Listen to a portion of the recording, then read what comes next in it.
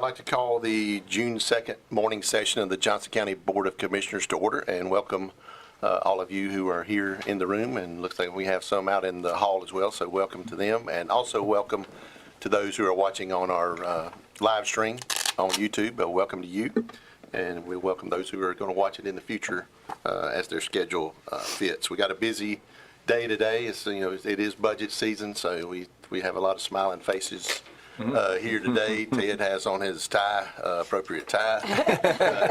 The money on it. Did want to introduce, as I always do, our 6 board commissioners, and I think we have a new graphic that I can look up there and see off of, so y'all can see that.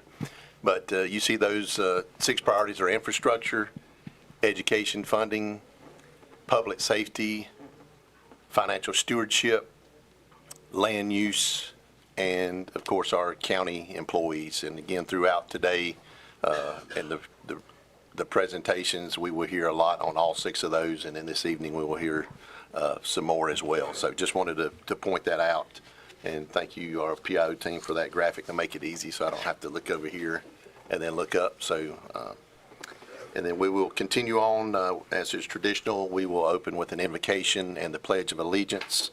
I've asked Vice Chairman Harris to lead us in the invocation, and the pledge today will be led by American Legion Post 132 from Smithfield. So if you choose so, please stand now for the invocation and then stand for the pledge.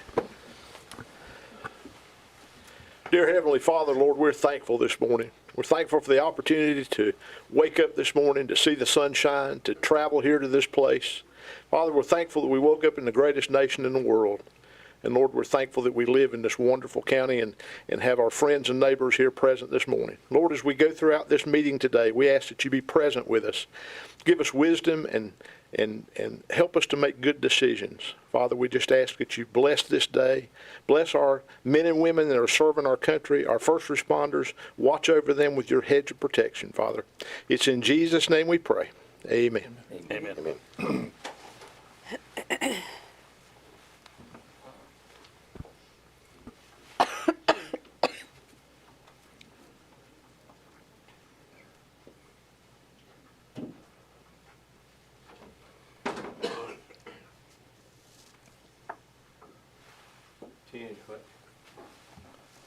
All rise, please. Would you join me in the Pledge of Allegiance and salute? I pledge allegiance to the flag of the United States of America and to the republic for which it stands, one nation under God, indivisible, with liberty and justice for all. 2. Thank you, gentlemen. Thank you. Thank you. Thank you.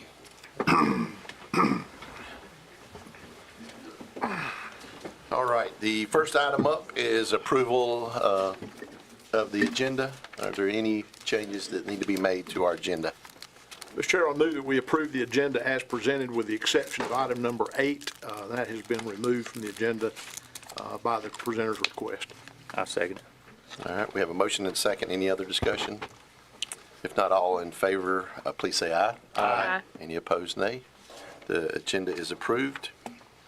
Next up, we have 9 items on our consent agenda. They are approval of our minutes from the May 5th meeting, the 10 o'clock and the 6 o'clock. We have additions to the DOT system. We have an appointment to the Selma Planning Board. We have a request for temporary road closure for Cleveland, Celebrate Cleveland Committee. We have minutes, transcript, services, contract extension on there. We also have capital assets, request to approve increase in capitalization threshold from 5 to 10,000 effective this July 1. We have some budget revisions, or a budget revision for the Sheriff's Department.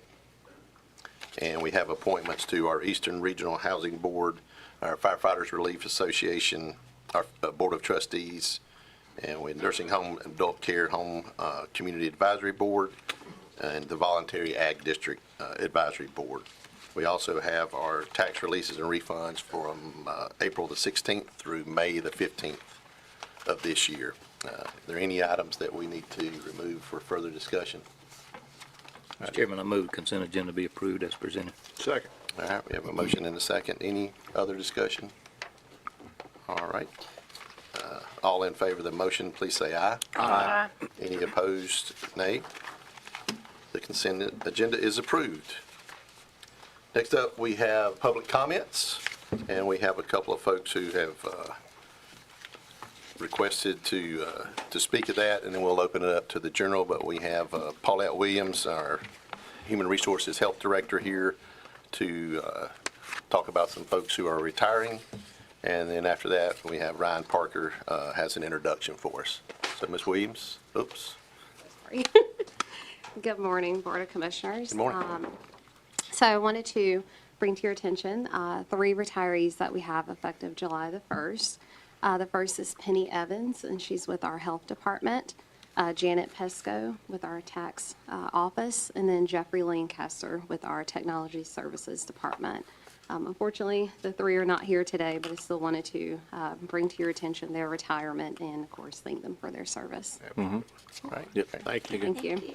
So maybe this is not a request so much for you, but maybe you and our PIO staff. But if they're not, can we get a picture next time at least so we can recognize who they are and Like show it on we the see 'em? screen? Yeah, show it on the screen. If we can Yeah. do that, Yeah. maybe the next time. So, Sure, absolutely. okay. Thank you. Thank you. Thank you. Thank you.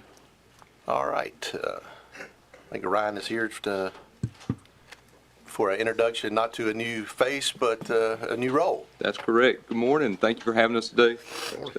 I want to introduce you to our newly appointed fire marshal for Johnston County. This is Mr. Travis Johnston. Travis has faithfully served Johnston County in the fire service for greater than 20 years between Strickland's Crossroads and the Benson Fire Departments. He has also been a county employee since December 2011. And we're very happy and appreciative for him stepping into this role as fire marshal. Fantastic. All right. Welcome. And I'm very familiar with Mr. Johnson, and I know he'll do an extraordinary job as the next county fire marshal. I think he'll do great. Thank you. Thank you. Yeah, and I would just add too, congratulations, but I think it's, when we talk about county employees and their value to us and the priority for the board, to know that the possibilities of moving up through the ranks, so we got 2 examples of that standing in front of us, but I think that is another, good thing that we do, is we always consider internal candidates because we have some great ones. So I just point that out as it falls in line with our board priorities. So congratulations. No Big, pressure. big shoes to fill, Travis. Yeah. Again, no pressure. Thank you.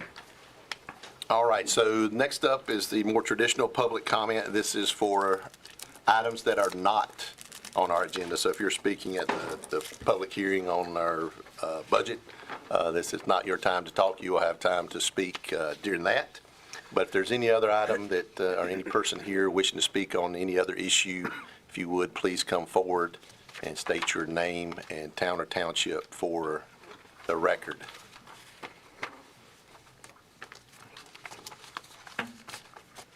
All right. Yes, everybody should. Yeah, will you check outside right quick and see if there's anybody?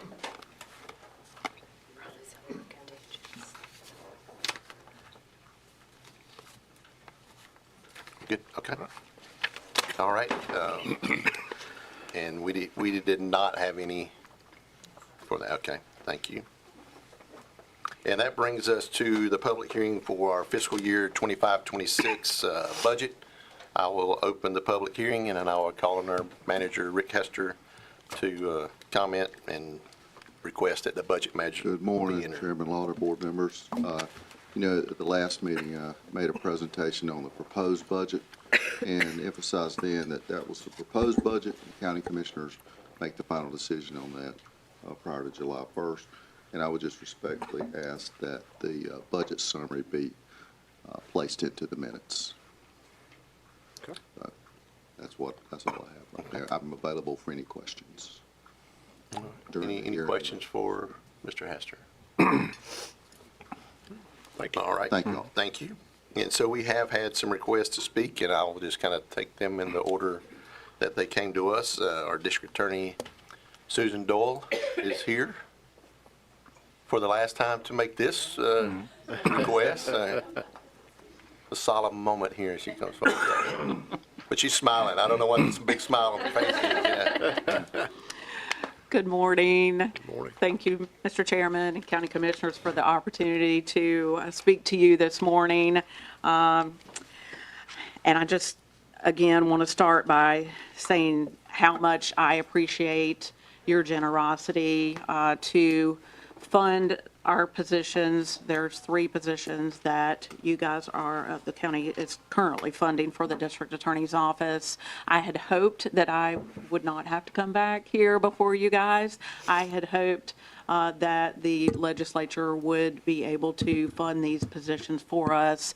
And we felt like we were in a good position. The Conference of District Attorneys was poised to request additional positions from the legislature in this long session this year. However, as no one could certainly anticipate, Hurricane Helene has certainly been the main priority for funding resources, and so that really shifted our priorities. We were not able to request the positions that we had previously planned to request from the legislature. There were some positions that came out in the Senate budget, just a few, and then even fewer in the House budget proposal. So I don't anticipate that we will be getting any district attorney positions either on the support staff side or the assistant district attorney side for district attorneys' offices through this legislative budget. So I felt that it was necessary, that I needed to come back before you guys. And I just want to, just as an example, and I've printed out some of our workload formula study, if I could hand that up. Just Pass it around. This is just one example of the workload study formula that we have for the district attorneys across the state. This is the workload formula that the legislature heavily relies on when they are trying to determine what positions are needed and where across the state. So I have highlighted the line that pertains to Johnston County. We are prosecutorial district 13. And this is just for the legal assistant side. As you can see, I have currently state-funded 9 positions allotted from the legislature for legal assistants. Based on the current workload formula, I should have my total need is 11.9, basically 12 positions. And as you can see, I am one of the lower staffed district attorney's offices in the state when it comes to legal assistant staffing. This workload formula was done, I believe, in 2022. That was before we had the rollout of e-courts. And as you know, Johnston County was one of the 4 pilot counties for e-courts. And we have been live with e-courts a little over 2 years now. We went live February 13th, 2023. And as I mentioned in earlier conversations with you, what that has done is that it's actually required more people, unfortunately, to do the same job that we did before e-courts. For example, whereas before I could send one assistant district attorney into court to handle most court days. Sometimes when we have very large days, I would send 2, but for the most part, I would normally just send one assistant district attorney into court. Now I always have to send 2. So it has created an additional burden on staffing needs for district attorneys across the state who have rolled out e-courts, and we have a large number who've actually gone live now, but we were one of the first pilot counties. So it's been a very long learning process, but we feel like we have become as efficient as we possibly can with this new system. We've developed procedures and policies that we feel like we can utilize the best that we can with this system and efficiently move through cases as quickly as possible, but it does take additional personnel. So I just wanted to point that out because this workload study formula was done prior to even any districts having e-courts. So I would respectfully ask that you continue the funding of the 3 positions that you are currently funding for the district attorney's office here in Johnston County. And again, I am greatly appreciative. I cannot thank you enough for the time that you have come through for us and helped us with these positions. It is still our intention to go back to the legislature, because I know we've also had these conversations where I don't feel like this is a permanent solution. This is certainly something, these positions should be state funded, and I think you see that they recognize that the need is there.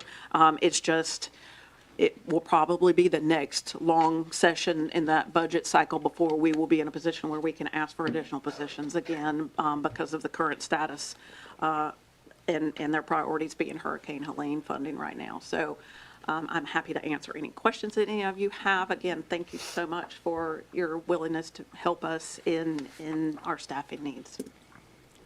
Any questions for Ms. I Doyle? have one, Mr. Chairman. Susan, I noticed there's half a dozen here that the state funded actually exceeds the 100% of the required FTEs. Yes. Is there any characteristics common among are they larger systems or that sort of thing? No, you know what happens a lot of times is that it's just kind of random what happens with the legislature, that if they have a particular representative or senator who feels like their district needs additional positions, then they may include that in the budget. So there's no reason why some are at 100%. Sometimes what happens also is that districts will split. If you remember back in 2011, the district here split. So I used to be the district attorney for Johnston, Hardin, and Lee counties, and then in 2011 it split so that it's just Johnston. When you have those situations, a lot of times you have to work with the newly appointed district attorney to split resources and split positions, and so sometimes one district that's newly created will end up with a surplus or something like that, but there's just, again, no rhyme or reason really. I noticed that most of them are under 100%, quite a bit. Mr. Doyle, am I correct in assuming that E-courts is supposed to reduce the workload demand on employees? It has increased the workload. I've heard you say that, but was the original intent supposed to reduce the number of employees needed to administer the processes? So what they realized after rolling out E-courts is that, and they've, always told us that it wasn't a paperless system, it would be less paper. So we still utilize paper to some extent. But what has happened is that because of the latency in the system and because it takes so long a lot of times to be able to pull up a case, it is much more efficient for us to send 2 prosecutors in, because it would take twice as long if it was just that one prosecutor just waiting to cycle off of one case and then pull up another. I've made videos so people could see how long the wheel spins. A lot of times I've submitted those to the legislature as well as AOC, because it's a very frustrating process for everyone when they're in that situation. So while one prosecutor is waiting to reload and get to the next case, the other one can be going and they can just kind of tag team. It is a much more efficient system that way to do that.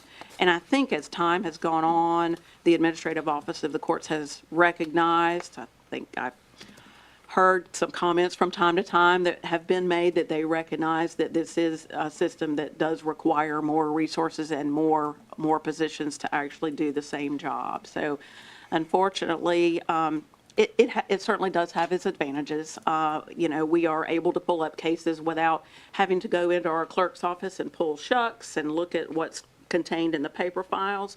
We're able to, access everything online through our computer. So there certainly are advantages. I don't want to make it sound like it's all doom and gloom, but it does require more additional personnel to be able to run it efficiently. And that has been a big priority of mine. If you've ever seen us in the atrium during Friday disposition court mornings when we have 1,000 or 1,500 cases on the calendar. I'm not sending 2 or 3 people out there. My entire staff comes, and including me, and we all get there and we work that line, and we have that line down in just a very short time period. You could certainly send just one prosecutor back into court like we used to, but it's going to take twice as long. And I don't think that that's fair to our you've made your case that it is labor intensive. But my concern is the administrative office of court recognizing that, and what are they doing to actually have the state fund these positions that are needed for the system to do what it's supposed to do? Yes, and I think that's a very good question. I think that we were in a position going into this legislative session that AOC supported our efforts to have additional positions because they recognize this need now with the e-courts rollout, but again, based on legislative priorities being shifted more toward Hurricane Helene efforts, relief efforts, and funding for that, it's just not a situation where we're going to see many, if any, positions in this legislative budget. Okay, let me ask you about a specific position. I recall we authorized some bridge funding for, I think, an ADA position. Yes, sir. With a time limit on it. What is that, with the expectation that the state budget was going to pick that back up? Has that happened? Specifically for the assistant district attorney position? Yes. And I apologize, I don't have an answer for that. I think that our hope is to work off of this workload formula, submit that to the legislature, and, you know, it just is a situation where they see how many positions they're going to grant, and then, you know, where the greatest need is. And so we could be included in that, or it could go to another legislative cycle. There's just unfortunately no way that I can tell that. But again, I think that they do recognize that the need is there, particularly for these jurisdictions that have rolled out with e-courts because of this requirement for additional personnel. No. Mr. Hester, correct me if I'm wrong, didn't we authorize this through the end of our fiscal year, June 30th? So what happens after June 30th, I guess is the question. And do we need to take any action now in regards to that? Well,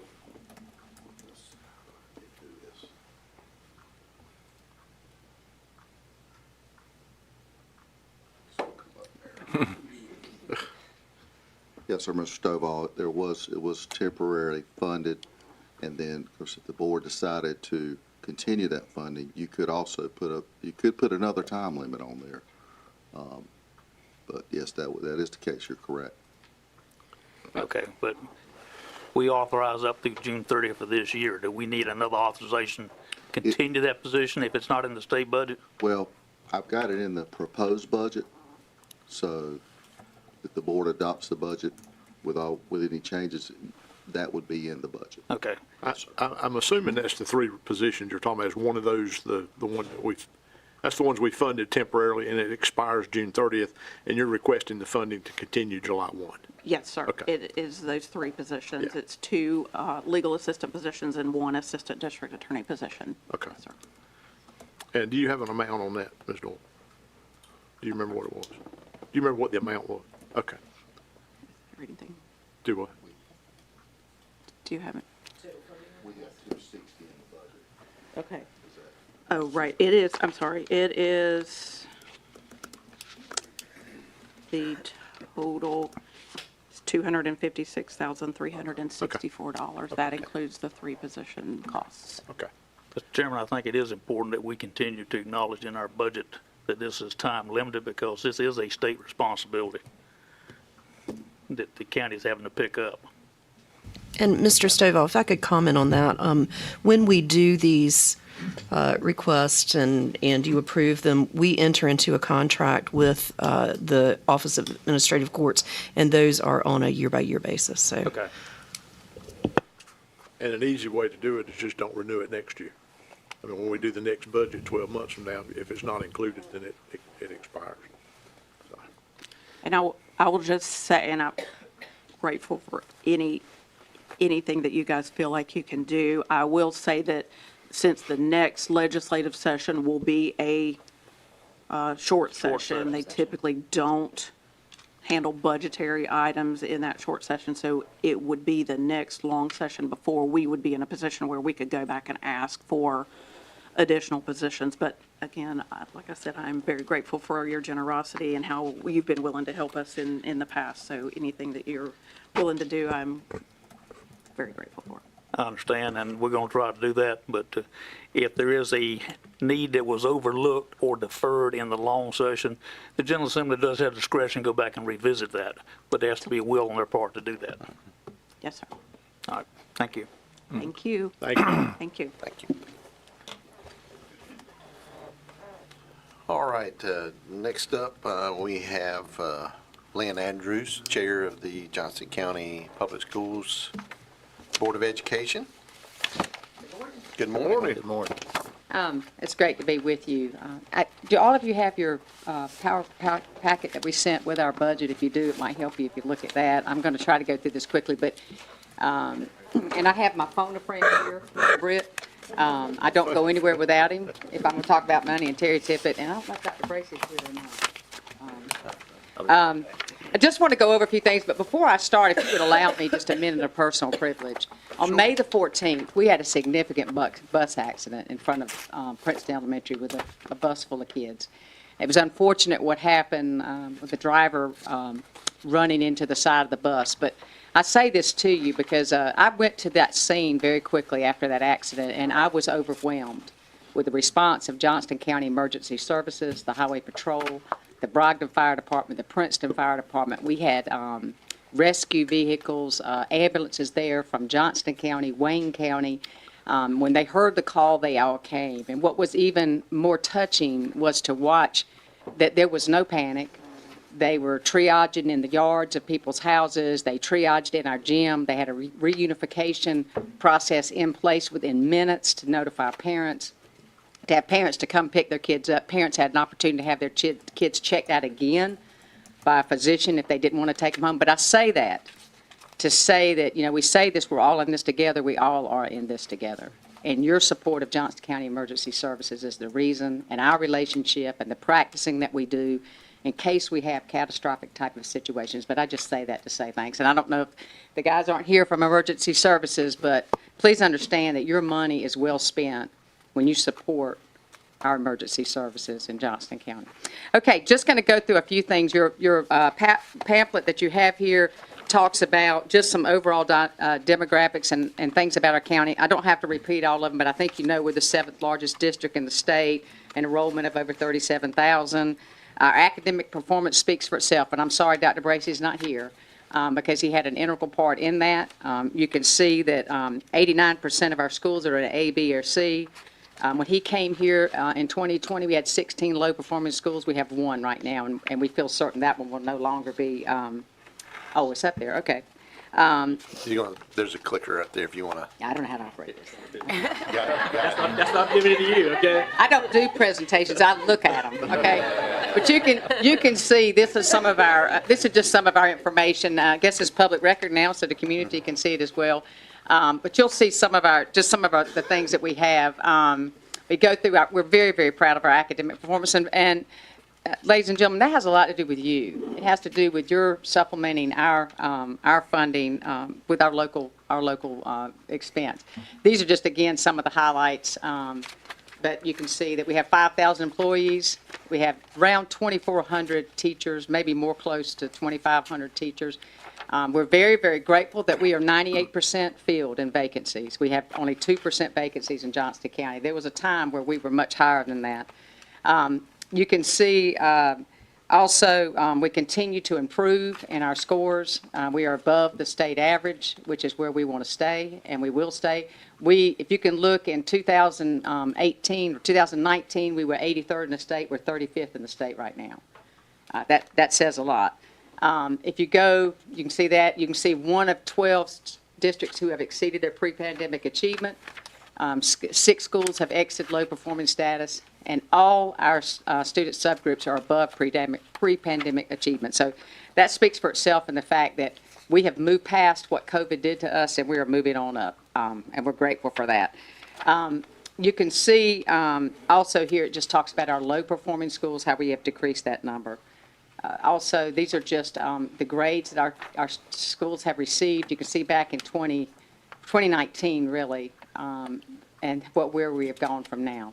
We're very excited. We have no F schools, and we're moving out of the D category. Just taking a look here is more about exceeding. You know, the state sets a guideline that you either meet the growth or you exceed the growth, and our goal is exceeding the growth in everything. And so we're excited about that. We're excited about where we've been. 23, this is a big statement. 23 of our schools are in the top 20% of the state for growth. There are 2,484 schools in North Carolina. So we have 23, almost half of our schools are in the top 20%. So if you look at that, they're up there. And we have some that are in the top 10% in growth. And we're very proud of that. Growth is how far do you move them during the school year? When you look budget priorities, I'm sure you agree with that, with employment compensation, sustaining operations, and maintenance and facility repairs. And this is what you're going to see. These are some uncertainties that we have, and I've spoken with many of you about this, the uncertainty of our federal and state funding. We don't know. You know, we do this whole process backwards. I know Ms. Doyle was here saying the same thing. We're making a budget when we don't know what we get from the state. And so it's a little bit backwards, so we're still holding out on that. Obviously, inflation is an issue, and then compensating, recruiting, and retaining quality teachers, which we feel like we're doing a good job of that right now. With our fill rate, our low vacancy rate is showing something.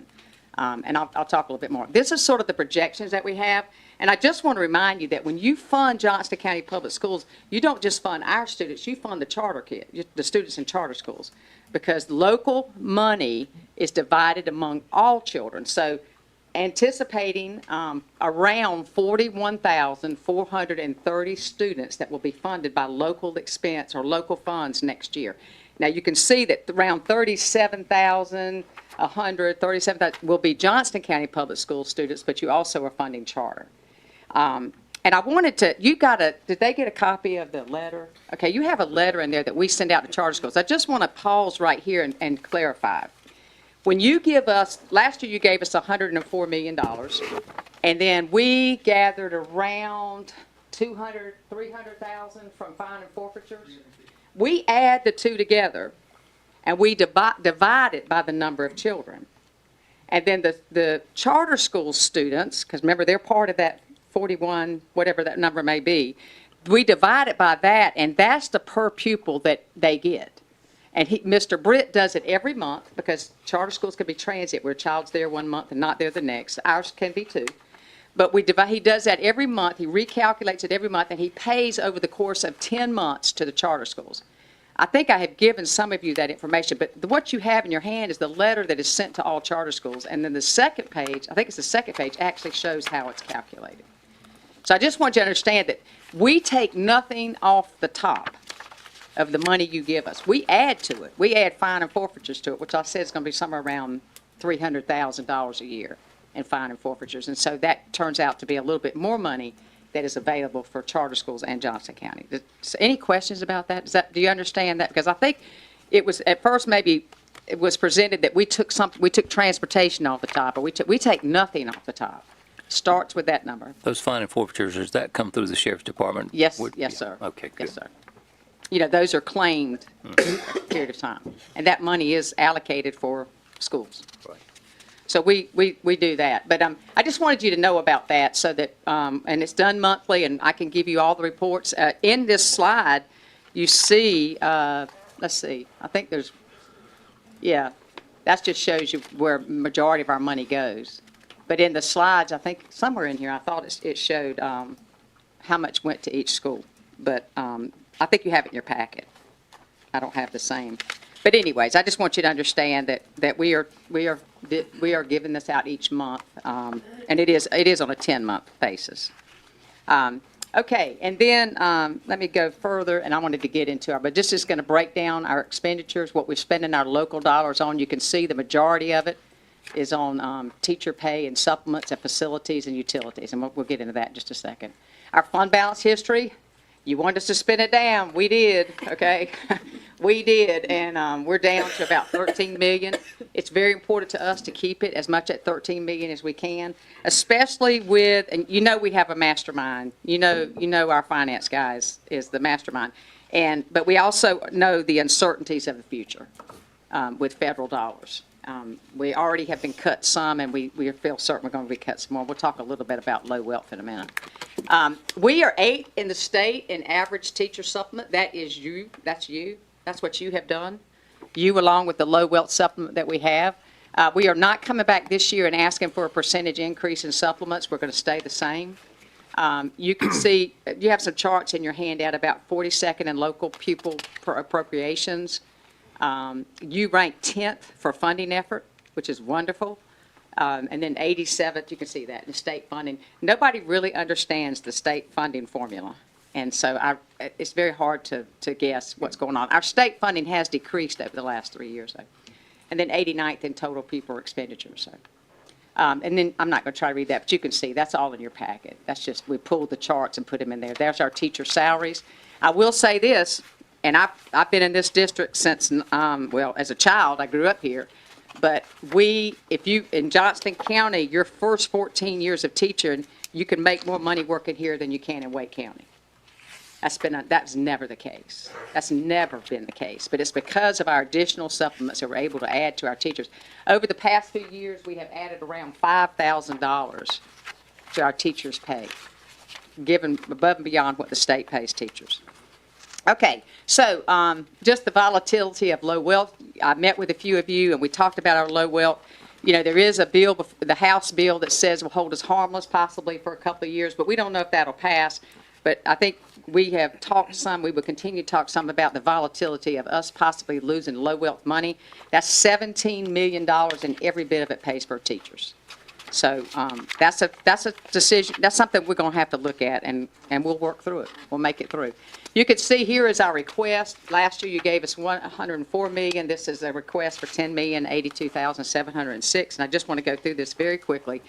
If you look at this information, the first 5 items up there are for potential pay raises. As you know, the House has a bill, a budget, which calls for a significant teacher increase in pay and TA and classified bus, and then the Senate has a lower one. We don't know where they're going to fall. They'll fall somewhere in the middle, and this is just projected at 3%. If you add just those 5 items, it's 2.8 or really $2.9 million. And that because when the state gives raises, they don't always give the money to pay the raises. They just declare a raise. Plus, we have a few positions that are paid out of local dollars. So we're responsible for all the pay raise. Then when you get a pay raise, our supplements are based on percentage of your salary. So if a teacher gets a pay raise, her supplement goes up. So you can see there, you've got local portion of certified state raises. That would be those that we pay. You've got certified supplements. That would be the local supplement. You've got local portion of classified state raises, local portion of TA state raises. So we just don't know. Then you got bus raises. So anytime a raise is given, we are excited, but it does put a strain on local dollars. Does anybody have any questions? Do you understand that? Okay. And I'm sure the county runs the same way. You pay people out of different fund sources, and so it affects them. The next item is the reduced vacancy savings. In the past, we have had significant vacancy savings that we use to operate our school district, meaning when we had a large number of vacancies in our district, that money was allocated, so we were able to use that money for other things. But we're not going to have that anymore because, not as much, because we don't have any vacant positions, which we're thrilled about. So I think we're down, might be a little more than that right now because we've had some retirees, but maybe down to 100 vacancies. I mean, I remember standing here several years ago or in the past, and we had 400 vacancies.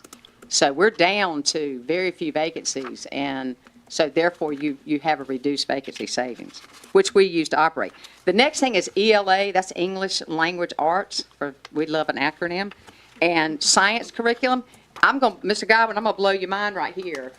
As curriculum, now, I want to explain this. The state sets standards for teachers. So we have standards for English. We have standards for biology. We have standards for Math 1. That's what you have to teach.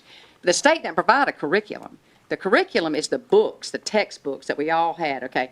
That's the curriculum. An ELA and a science curriculum cost us $9 million. 2 curriculums, K-12, cost $9 million. We can pay that off a little bit at a time, but they charge you significant interest. For instance, if we wanted to put that ELA curriculum on a payment plan, they'll charge us $1 million interest. It's ridiculous. So we have a plan to try to pay it off. We're asking from you for the $1.7 million. We get about $750,000 a year for textbook money. Okay, it's going to take, you got to build up several years if you're going to have enough to pay for a $4 million curriculum. So we're taking some of that. We've been building that up since the last curriculum we got was, the last ELA was 2019. We did history last year. But, so we build that up every year, but that's a very minimal amount of money. Again, the state needs to give us more money for curriculum. So we're going to be able to pay down that sum, hopefully not to have to pay any interest, but that's what that is. Contract custodians, we used ESSER. I think you're familiar with ESSER funds to pay for additional custodians.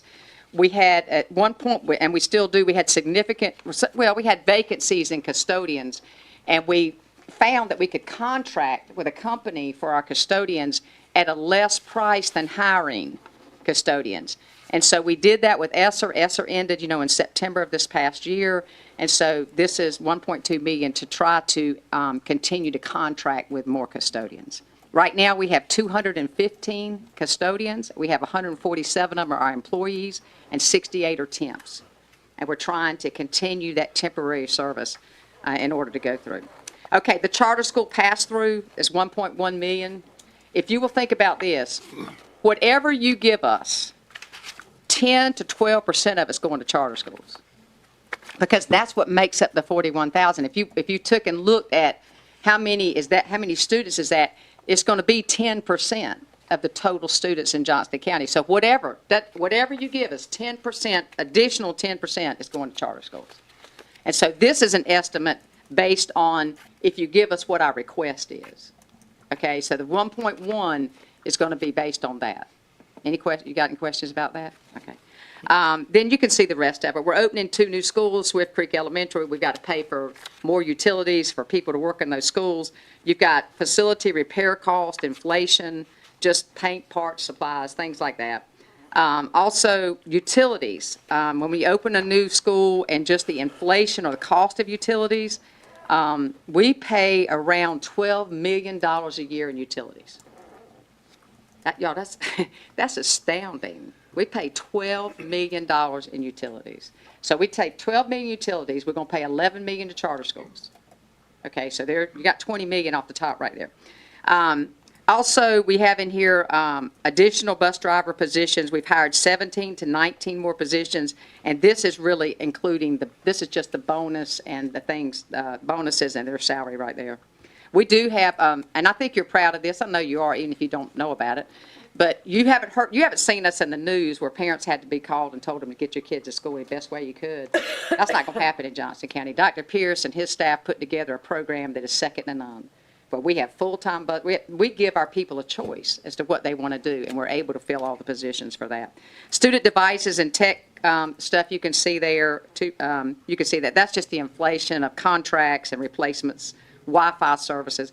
Then we have projected SRO cost increase. This is based on what we have been told by the municipalities and the Sheriff's Department, that there will be an increase. You do know that we use SRO officers and we use police officers from the different municipalities to cover our schools. And we're very grateful for that. Then you see just an inflation of small department budgets, finance. Mr. Britt uses a program that we have to, we have to buy another one this year for his accounting. Is that correct? Okay.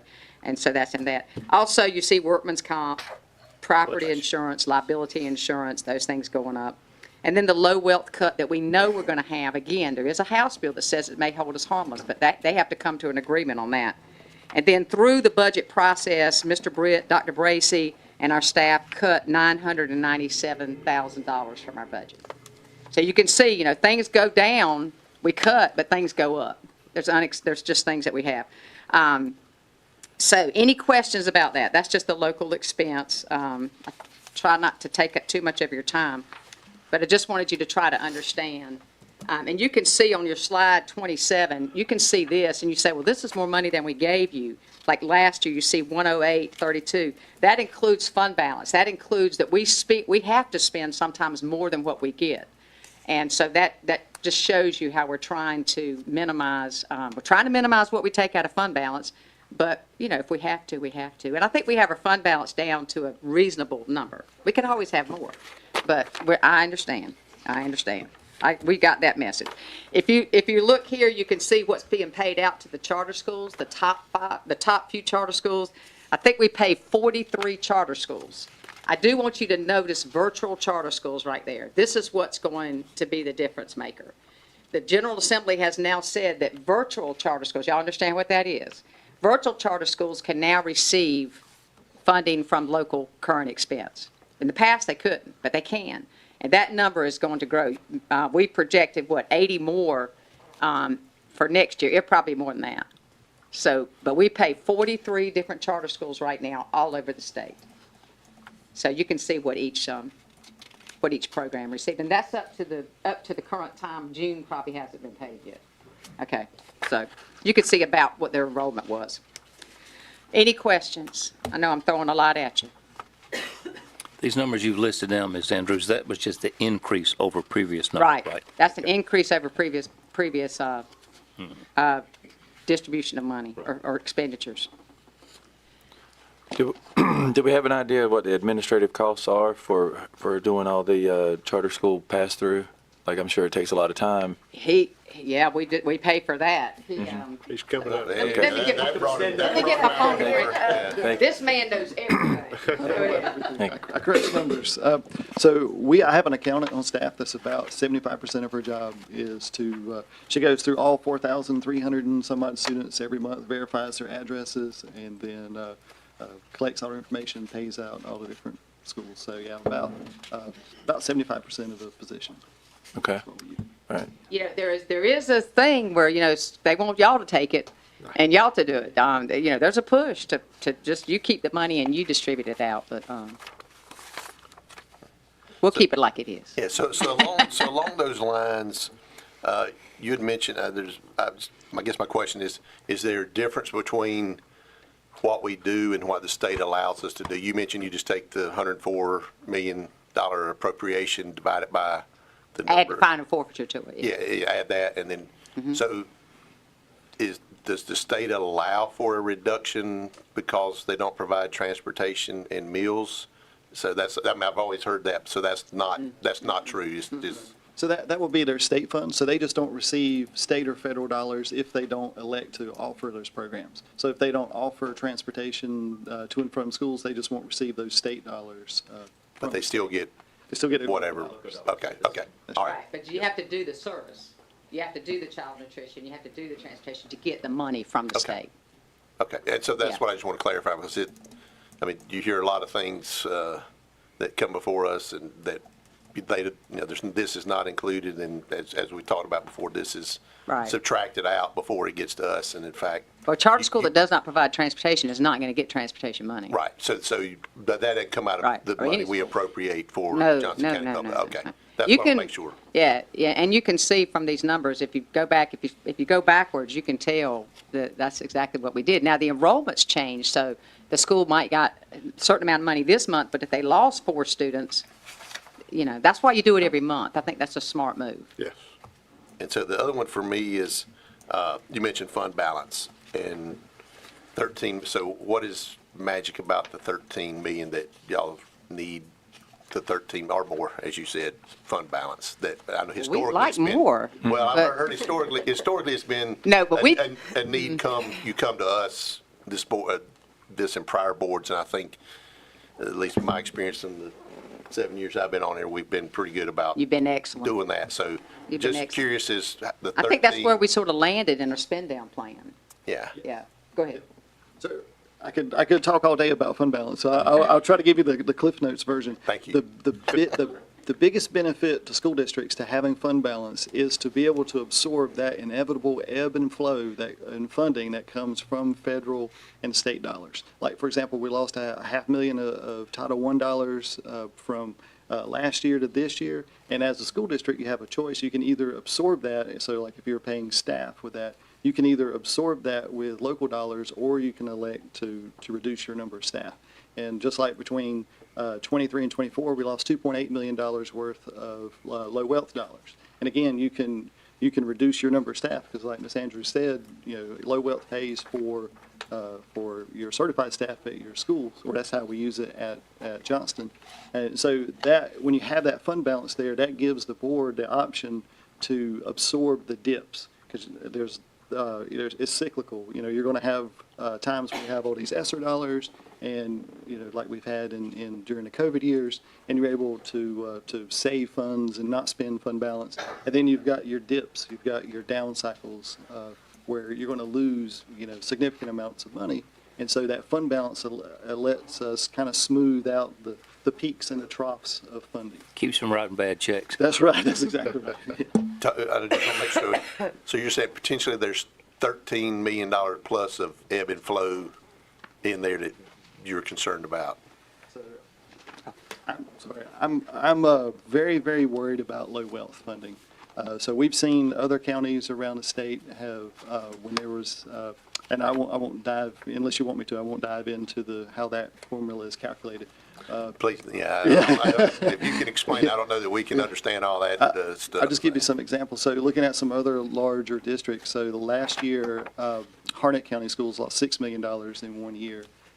Gaston County this upcoming year, if they're not held harmless, they're going to lose $8 million of funding in 1 year.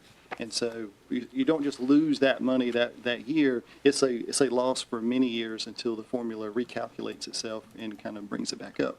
So if those districts don't have fund balance, like not to talk about another county, but like Gaston, they had $6 million worth of fund balance. So they don't have the ability to absorb that $8 million loss without having taken some sort of drastic action, either requesting significant funding from the county or reducing their number of staff. But if you had fund balance, if they had the $13 million worth of fund balance, they could potentially have absorbed that all in 1 year, and then take a year to make corrective actions after that point. So just buys you time. All right, thank you. Any other questions? I did have one more. There was a request that Dr. Lindquist actually was here, talked about needing some textbook money for textbooks that were supplied by JCPS, if I'm not mistaken. And I think the number was around $800,000. Is that, could you clarify any on that? That was textbooks that for the kids that are... It was textbooks for the kids in the CCP program. But what we would like to do as a district is their textbooks are electronic, or, I'm talking, they're web-based. But, that's an extraordinary amount of money. We could purchase textbooks. If we could purchase physical textbooks for kids, you could use them over and over and over again at a much less cost. I think that was sort of where our area, what we were thinking, was instead of this $65 a book or $85 a book, I don't know what the price was, but you're just paying for the same thing over and over again. That's sort of what we talked about. I don't know if that's what your question is, but I think that was their request, was the money for textbooks. Okay, because what it seemed as though it was an expense that the public schools were paying before, that's kind of getting shifted to the community college, and that's what I was. Let me just elaborate on that a little bit. I think we pay $500,000, right? $560,000 to JCC for the programs that we do there. They requested an additional $500,000. We actually met with representatives from JCC to discuss this. In that meeting, we were told, Mr. Brett, correct me if I misspeak here, we were told 10 minutes into the meeting that they had acquired an additional source, there was no issues, and then I think Dr. Lindquist then came to the meeting and asked, and brought that up. But it's not an issue of not paying there. The issue that we have in Johnston County Public Schools is if we're paying $500,000 for this number of students for the College Promise program, can we take another $500,000 and put in there and take it away from someone else who's in the classroom? It's how you disperse your funds, and that's what the issue was. And we were when I left that meeting, Mr. Brigg, you were in that meeting as well. Was your understanding as well?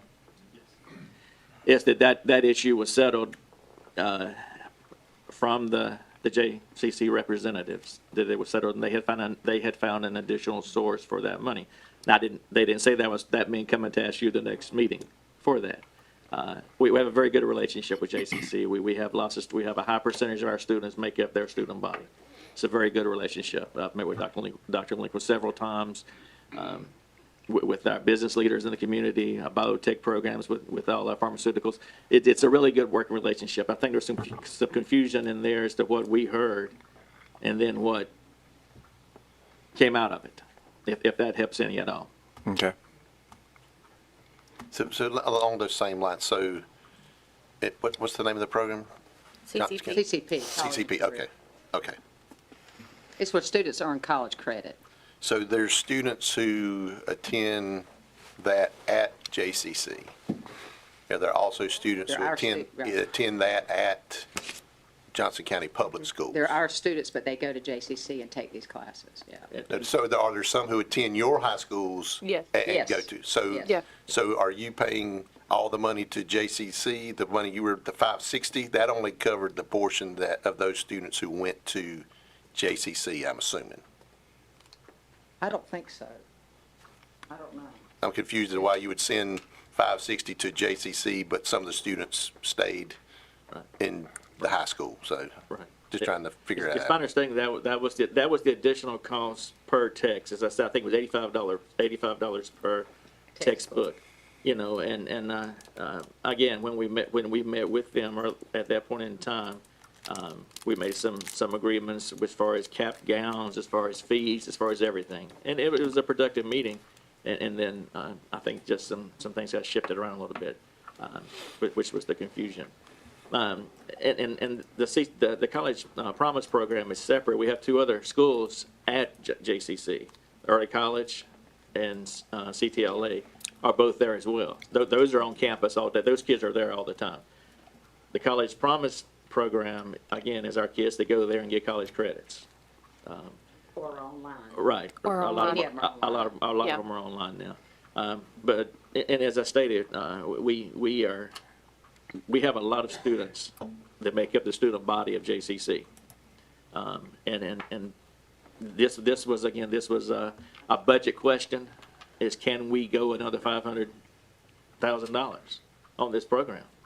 I don't know how many, at the top of my head, I can't tell you the numbers in that program. We, you know, we're more than willing to sit down with So- JCC. We'll continue to try to work Right. through this. But we just had, we have another, Well, I think this I know board you're has, looking at it. we've requested that meeting for 2 months now. So if we can, I don't know if we can get that on the books, we would love to have that meeting scheduled. okay. Yeah. So, yeah, we need We to. could certainly, Yeah. I'll make sure that happens, but Yeah, I I'd just like think to make it sure was we more of a understand. request that we Right. couldn't meet one year, and then it came back the next year and said it was solved. Yeah. So, Okay. no problem with getting clarification, none whatsoever. Okay. Okay, I'm going to go very quickly through our capital request, and you can see the totals there. We have, several items on that. I know it's sort of small. I hope you can see it. But we have there's a track at Princeton Middle High School, a capital request, and the SRAC, we are responsible for that, and the maintenance of that, and this has to do with the SRAC pool. Then the Smithfield Middle School switchgear. This is Phase 2 of the electrical building upgrade. Phase 1 is happening now, or did happen now. We have 5 parking lots that need to be resurfaced, and there's your cost for that at around $2.2 million, and you can see it's North Johnston Middle, North Johnston High, Innovation, East Clayton, and Cleveland Elementary. West Clayton Elementary Cafeteria replaced the ceiling grid and the floor. You see the amounts, that's more of a maintenance type thing. Replaced doors and windows, replacing emergency windows. We talked, I know Bill's talked with us about this, and we're trying to talk about capital versus maintenance, and these are things that some are capital, some are maintenance, but, I talk about capital, and I'm learning more about this, but it's sort of the end of life. Something has reached its end of life, and so now we're replacing it, but the windows would be that scenario. The facility services roof is leaking, and we're trying to repair that. Also, the West Campus awning, that's that metal awning that goes from one building to the other. And then one of our biggest needs is our HVAC upgrades. We are at the end of life in many of our HVAC projects and services, and this would hopefully get us down the road in that. Also, you see the fleet. I think Dr. Pierce has talked to several of you about the state of our vehicles. We have many, many vans that are out on the road today with well over 350,000 miles on them. Some of them have 400,000 miles on them, and we just need to replace some of those. So that comes down to your 8.1. Then we looked at safety concerns, or we tried to separate some stuff, thinking maybe this would help with your thinking of this, but you've got your vestibule. Most of our schools, if you go into a school, you have to enter into a secure vestibule, and then you have to be let into the main building. And Innovation Academy has never had that. Innovation Academy, y'all know where that school, okay. That never had one. A huge item on this list is bus cameras. I don't know if Susan, she's left, but I cannot tell you how many people, I do not know, bus cameras are for various reasons. One is to see what's going on in the bus, because the eye in the sky don't lie, okay? But another is people passing parked school, a stationary school bus. You would not believe, I came to court one day just to listen to it. You would not believe how many people, how in the world you do not stop at a big yellow bus that's parked in the middle of the road. But those cameras catch those people. So anyways, that's for that. And then an open walkway connector, and this would be at Micro Elementary. I think we talked to some of you about that. This is where kids are walking from one building to another in an area that is pretty exposed to, obviously, Micro I-95. And then you've got West Clayton has the same situation where kids are sort of exposed out front. And that, we just divided this up into two different categories. We welcome your input or your thoughts. I do want to say this. We talked about mobile units in the past, and I know my time is up. But we have removed 72 mobile units in a year. That's pretty darn good, isn't it? But now we know, when you see the mobile units, that's about $1 million. That, we talked about how expensive it is to move them and to maintain them. And part of that capital request here is some of the money we're spending about $1 million a year just on mobile units, removing them and maintaining them. Because remember, we own some and we rent some. But 72 is pretty good. That's great. So we're moving in the right direction. Y'all wanted them all gone. I'm not going to promise you that they're all ever going to be gone. How many are left? We got 85 left. But we'll have a plan for, we're adding on. So as soon as we add on to a couple of schools, we'll be moving some more out. Wilson Mills High School, because that we'll be able to move a bunch out. Yeah. Yeah. And your addition to Cleveland High. I do want to say this. Do you have any questions? Y'all know I like to talk, so it doesn't matter. But I do want to say So this. far, we're Before like you you're hit me, listening, so you hit me with the questions. I don't know about the people after you, but you're doing good. You should live at my house. My husband will tell you, Lynn, you don't give me time to talk. But anyways, so I do want to say this, and I'm saying this as a fellow citizen of Johnston County. I cannot thank you enough for what y'all have done. I mean, we've got a rebuild of Clayton High. We're coming up. We've got an addition on to Cleveland that's beautiful. We've got a new Swift Creek Elementary that's going to open up here soon. We got a huge Wilson Mills High School out there. I mean, we've got the bond that passed, the recent bond that passed. It's going to. We couldn't do this without you, and I praise your name everywhere I go. I mean, you've allocated nearly $400 million for Johnston County Public Schools in just a few years, and we're so very grateful. I don't know where this will end, but whatever it is, we'll do it together. But now, what was your question? I have a question about people that are administering this capital money. I know that the gentleman that previously was in his position, Mr. Moore, we had confidence in his credentials and his ability to do that, and he chose to go somewhere else. But part of the, I think the criteria we looked at in terms of appropriating money, like for the Clayton High School, which is a huge amount of interest risk to the county, as well as establishing a bona fide preventive maintenance programs in the school system, and trying to dig out of that deep hole of that came out of that facility assessment. that we have expectations that the school system is going to employ people with the appropriate credentials to manage this type of work. Can you comment on that, please? Well, I know that we're looking at, well, first of all, I feel like we have very qualified people to lead us in this round, but we are looking at, for instance, the Clayton rebuild. We have put out bids for someone to help with that project. And what we would like to do is contract with someone for some of these projects.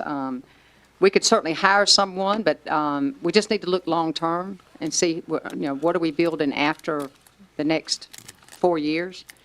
But we have no problem looking to someone to help us, guide us through, to be that sort of the middle person, to help with the expenditure of funds. But I'm very confident in the people that we have.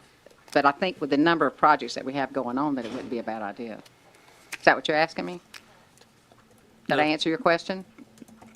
Not entirely. And that's a part of it, yeah. Well, I mean, we certainly will do something with Clayton disagree High. with the strategy of hiring somebody specifically for the Clayton project. I Yeah, think that would I be think that is that's a wise move. right. In terms of recurring physical plant management issues, you've got a tremendous backlog of needs in that regard. They are capital needs.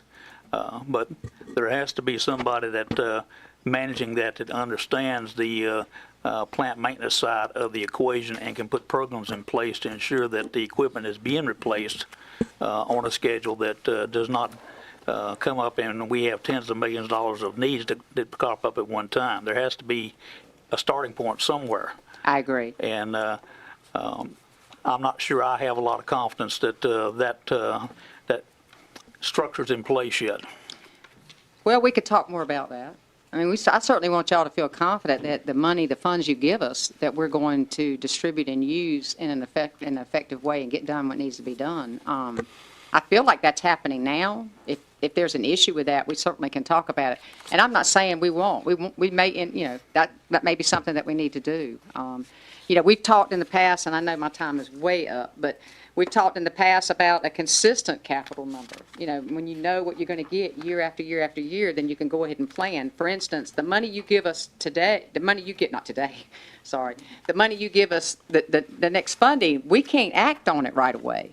I mean, you have to put out bids, you've got to get designs done. And I'm very familiar with the process. But you know what I'm saying? If we have that set thing, we'll talk more about that. We can meet and talk about that later. Yeah, and I'll just add to it. I think for this board, we talked about trust, and with the financial side, we have a lot of trust in Mr. Britt and the information he provides. But again, on the facilities maintenance, having trust in the people in that role is paramount for us. If we're talking $10 million to do that, that there are qualified people to manage a $10 million a year program. And I don't think I can say that enough for this board. It is of utmost concern to us that you have somebody qualified in leading that part of the facilities maintenance for what's going to be 6.5 million square feet, whatever it is when we get done with the building program. So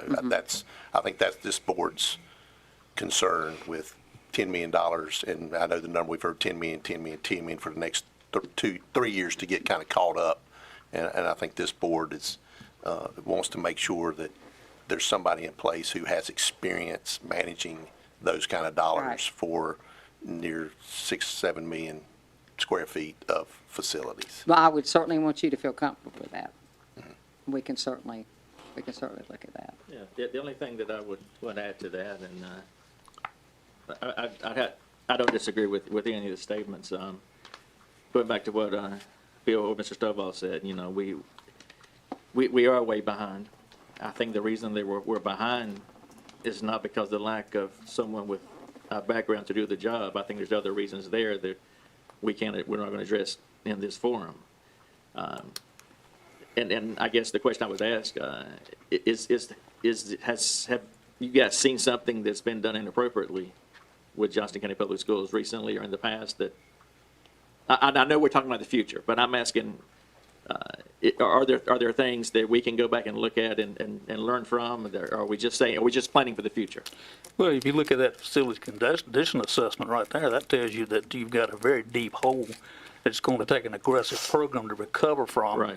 And before that, there was not even an asset management system available to you in which to track the age of equipment and have a replacement schedule. But these are things that somebody that has a plant maintenance background would do.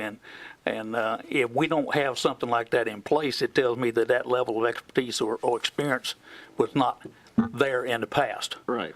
And there's an expectation that you're going to have somebody with that level of experience and expertise in order to not only spend the money wisely, but to be able to plan and execute a very aggressive recovery maintenance program over the next decade. Oh, yeah, right, because as we've talked before, we're going from the construction stage to the maintenance and Yes. stage at this point in time. And I'm trying to understand where you're coming, because I think that's where you're coming from, is that we want to make sure we don't get in the holes from here on out that the school system has been in the past. Mm-hmm.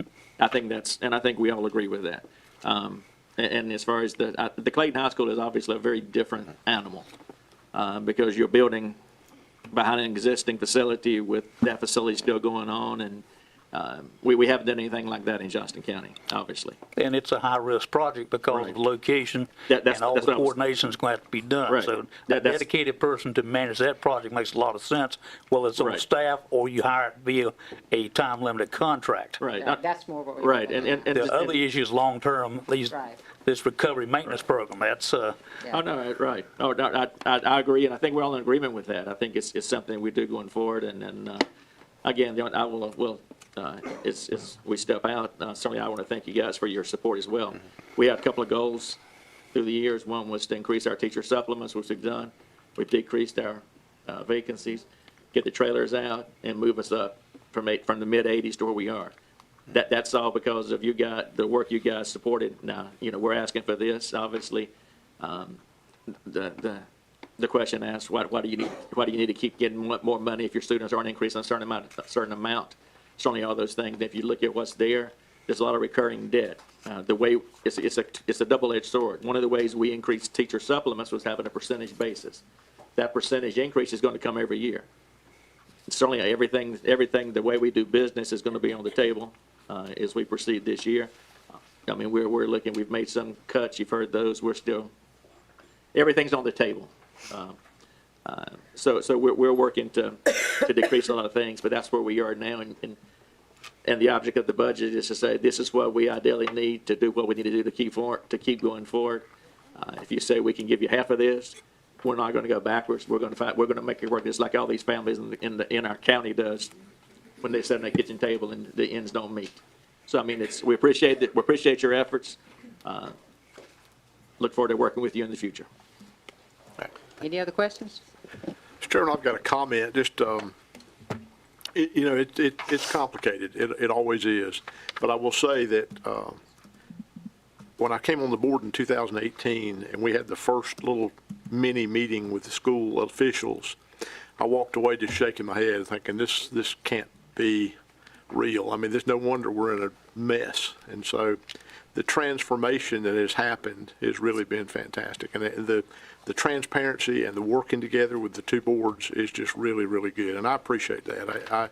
I probably spend as much time on the phone with y'all as anybody else, and I'm sure others do as well.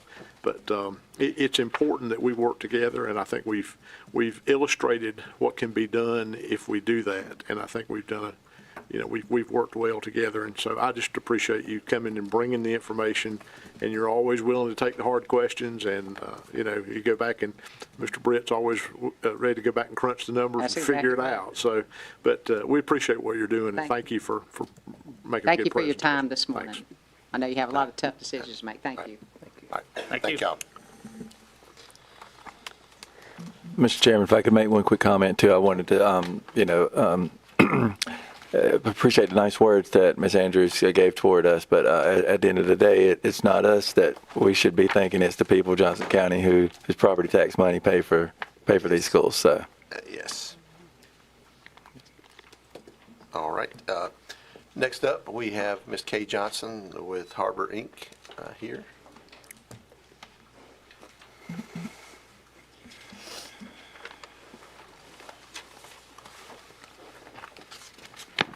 hard to follow, Ms. Andrews. As she was standing here, I could remember the encouragement that she would give in the gymnasium when I was her student back in middle school. And I was sitting here saying, I wish I had that type of energy today that she has. Again, I'm Kay Johnston. I'm with Harbor Incorporated. I'm the executive director. Behind me, I have a few board members, our chairperson, Ruth Anderson, Dana Wooten, Carly Riley, and Melissa Overton. Mayor Pro Tem Michael Sims was here, but he had another engagement this morning. First of all, I would like to say thank you to our commissioners for your continued support. I've been with Harbor now for 9 years. And each year, I would come before you asking to assist our organization, our nonprofit, based upon the trends that we were seeing. You have before you 2 PowerPoints, one as it relates to domestic violence, the second as it relates to our sexual assault response project. As I sat, I kind of reflected on where I needed to begin this morning. It was a very difficult morning for me. And I said to Ruth, for some reason, I'm more anxious now than I was 9 years ago. And I believe the reason for that is because I understand the severity. I understand how critical we are within this county as it relates to domestic violence, particularly. Just to share with you what your support has done, we were able to hire 2.5 staff members. We knew moving forward, particularly in 2023, when Johnston County was deemed one of the pilot programs for e-courts, we knew that that was going to be a task for our staff. At that time, we had 1.5 court advocate, one full-time and a part-time. We were able to serve individuals, I felt, adequately during that time frame. Since then, because of your funding last year, we were able to hire 2 full-time court advocates as well as a part-time admin assistant, as well as a community advocate. So 3 full-time staff plus 1 part-time staff. I make note of that, particularly when I look at my court advocates. Our court advocacy program has increased by over 52%. Last week, we had 13 strangulations within a matter of 3 days come before us with the court advocacy program. It takes our court advocates an average of 2.5 hours with one client. I say that because right now we're not utilizing e-courts. I know Madam Michelle Ball is waiting for us to move forward. We have not had the time in order to receive the appropriate training to assist those that are coming to us every day. They start at 8:30. Today is Monday. So average Monday, we serve between 13 and 15 individuals from 8:30 to 4:30 on a Monday morning. The importance of us having staff to be able to assist as we will migrate and we are planning our training for the court advocacy program. The importance of having staff to do that is because we know that once we move to e-file and serve, that's going to be added time for our advocates. You may have a person coming in, they have to have an email address. If they do not, our advocates are going to have to assist them in completing that email address. They may feel uncomfortable in inputting that information into the computer, so our advocates are going to have to enter that data for them. I say this that we know we are anticipating an additional 30 minutes to an hour. So that's 3.5 hours per person. And again, we are seeing an uptick not only in the number of clients that we are seeing through our court advocacy program, but the severity of cases that we are seeing. So with the particular ask that we have in the grant that we submitted, we are asking to hire an additional 2 full-time core advocates in order to meet the need that we foresee, that we're currently experiencing now. And unfortunately, we do feel that with an increase in population, also unfortunately comes increased crime. And increased crime, we see those individuals through our core advocacy program. We know, and you have before you, that we've seen an increase in homicides in Johnston County as it relates to domestic violence. 23, we had, I believe, maybe 1 in Johnston. Last year, we had 4. We are seeing also an increase in need for shelter, because as people are seeking safety and a need to be removed from imminent danger, they are seeking a safe place. And we have been and we will continue to provide that safety for those who are in need of emergency shelter.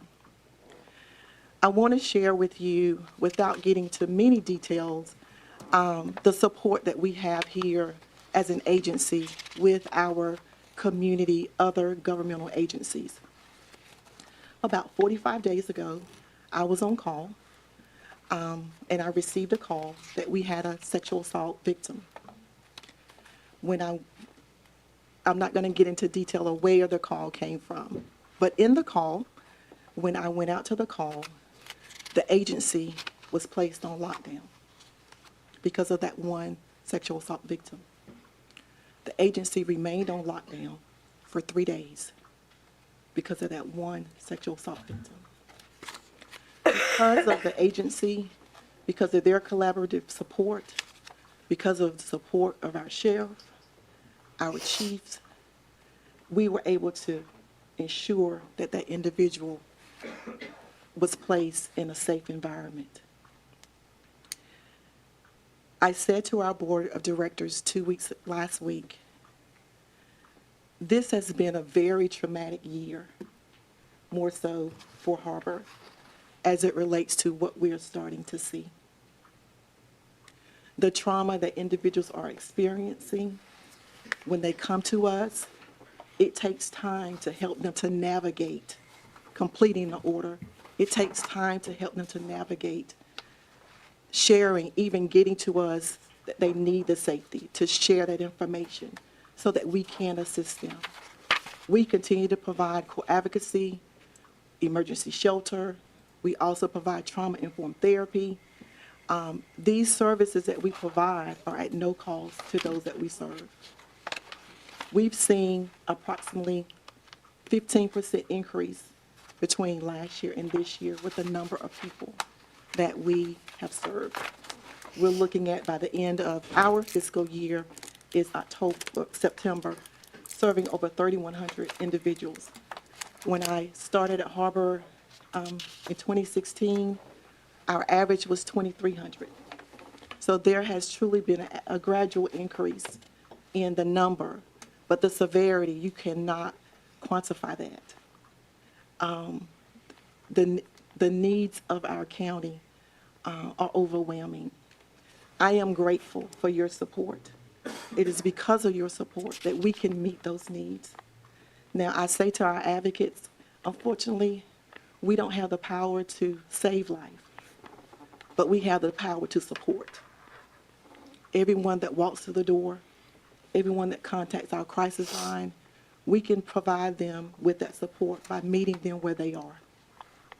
Again, thank you for your support in the past. It is my hope that you will consider our increase for this upcoming fiscal year so we can continue to meet the needs of the citizens of Johnston County. Any questions? Any questions for Ms. Johnson? What is this? The Sahari Center, that is our sexual assault response project. It is a collaboration between UNC Health Smithfield and Clayton, Johnston County Public Health, the District Attorney's Office, the Sheriff's Department, and our other local law enforcement agencies. I just wasn't familiar with that name. Thank you. We deemed it the Sahari Center, yes, sir. All right, any other questions? No, I do not. All right, Thank thank you. you. Thank y'all. Thank you. All right, next up, we have the Triangle Land Conservancy, and Leanne Hammerbacher is here, I believe, to speak to that.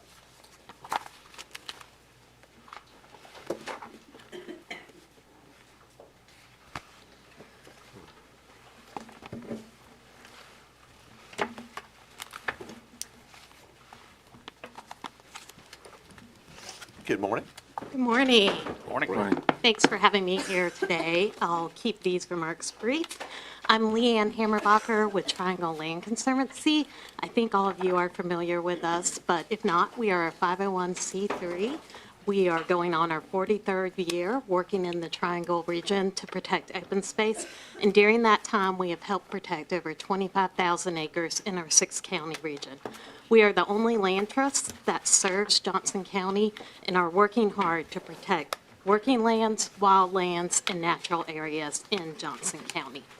We submitted a nonprofit grant application back in March for continued support and funding for acquisition this next year. To date, over the past 3 years, the county has dedicated about $1.9 million, which has helped us leverage $20 million worth of land value in over 2,000 acres. That's local farms, forests, and natural areas that you have helped support and protect. This year, we have submitted a request for $1.395 million, which will leverage an additional $7 million in state and private funds to protect more than 1,000 acres. Some of this funding will go towards closing out the Rose Dairy project, which will be one of the county's first nature preserves, as well as have 100 acres of working farmland on it. Additional funds will go to protect wetlands along Buffalo Creek and an additional working farm outside of Smithfield. Lastly, we are asking for $1 million to help leverage $3.5 million from the state and private funds to protect over 800 acres along the Neuse River that is working forest and will provide a future connection for the Mount Sea Trail, as well as conserve one of the most important culturally, historically, and naturally critical areas of Johnston County. This funding, if you are willing to commit it, will help us leverage our state funds. On all of these projects, we have applied to state trust funds earlier this year, and they have a cutoff date of July 1 to give them an update on local funding. Again, we don't need the funding July 1st, but a commitment from this board will give us additional points in priority in what we think is going to be a very competitive state cycle. We hope you will consider our full request as an amendment to the budget, as we think all of these projects are critical for Johnston County and help support numerous public benefits. In addition, I want to note that all of our projects do help support Johnston County economically as well, between using local appraisers, surveyors, foresters, farmers, and attorneys. These projects have a significant economic impact, as well as help increase the tax values of properties that neighbor them. On average, when you protect an open space, it increases the neighboring property value by about 25%. So I think these are an economic benefit and a great way to leverage state, federal, and private funds, and hope you will continue your support for our organization. I'd be happy to take any questions. All right, any questions? I had one, Leanne. You mentioned earlier about 1.395 million request was going to leverage how much money? It is, and I can get you the specifics on that, 7.165. Okay, thank you. And those are funds we've already applied for from the state. And that was over 1,000 acres on that one? Yes. And what was the last, you said 1 million to leverage 3.5 and along the Neuse, but I didn't get the acres on that. Oh, altogether, it's about 1,000 acres and 4 projects. Okay. What was this one specific on the last one you mentioned? The 1 million, that is an assemblage of several parcels. In total, it's about 800 acres. And Okay. yeah. I had written down 8.8, and I didn't think that sounded right, so And you said part of this request was to finish out Rosedary. About how much of that is needed to finish Rosedary? 250,000, I believe, is the overage from what y'all allocated last year. Originally, we had asked for 500,000 last year for Rosedary and an additional 500,000 this year. We were able to cut that in half because we were able to get some state trails funding and other sources that we weren't expecting. Ms. Hammerrocker, what, I'm sorry, go ahead. So are you saying there's 250 left to finish? Yes. Rosedary? Okay. Thank you. What was your total request this year? It was, let's see here, 1.395. Okay. Thank you.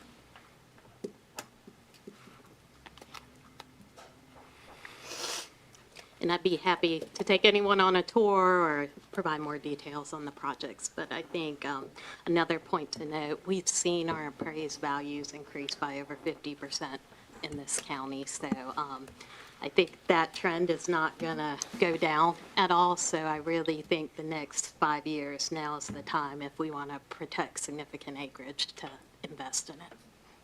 we've heard a little bit about that property, that value increase, yeah. I have a quick question. Just remind me, you said the 1.39 million will be leveraged against 7+ million, Yes. hopefully?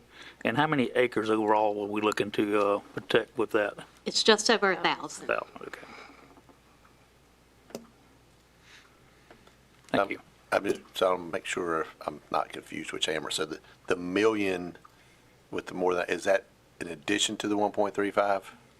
No, Or is it part? 1.395 is roughly $1 million towards this large assemblage of parcels Okay. along the Neuse, and then 395 to close out Rosedary and protect 2 other projects. Okay. And the 250, Is it that's from Part of this the current year will be, part of in that addition. 1.395?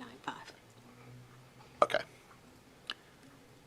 Tomorrow afternoon, we have a Ag Department Farm Preservation Trust Fund Advisory Meeting. Does any of their activities interface with what you're doing as far as farm preservation? Yeah, and we work closely with Craig Walker, who I believe they are getting an award or celebrating their 60th today as well as with Adrian O'Neill. So we're in partnership. We're talking every quarter, bringing projects and sharing projects with each other, and also trying to support each other in state and federal grants. Great. So now I've got a question. I wasn't confused, but now I am. The 250,000 that's in the current year budget, is that part of, you want to reallocate that as part of the 1.395? Is that what I'm understanding? Now, this current fiscal year budget, y'all did 500,000. Correct. To several projects. Yes. Originally, we had asked for 500,000 towards Rosedary Okay. this year and next year. Okay. We were able to offset that with some other funding. So the current fiscal year allocation of 500,000 has all been allocated to other projects. Okay. So you're asking for an additional 1.395 million? Correct. Okay. And Thank- 250 of that goes to Rosedary. To close out Rosedary. Gotcha. Understand now. Thank you. All right. Anything else? All right. All right, thank you. Thank you. I wasn't quite sure yet. All right. Anyone else in the audience who wishes to speak, if you would, come forward and state your name and address for the record.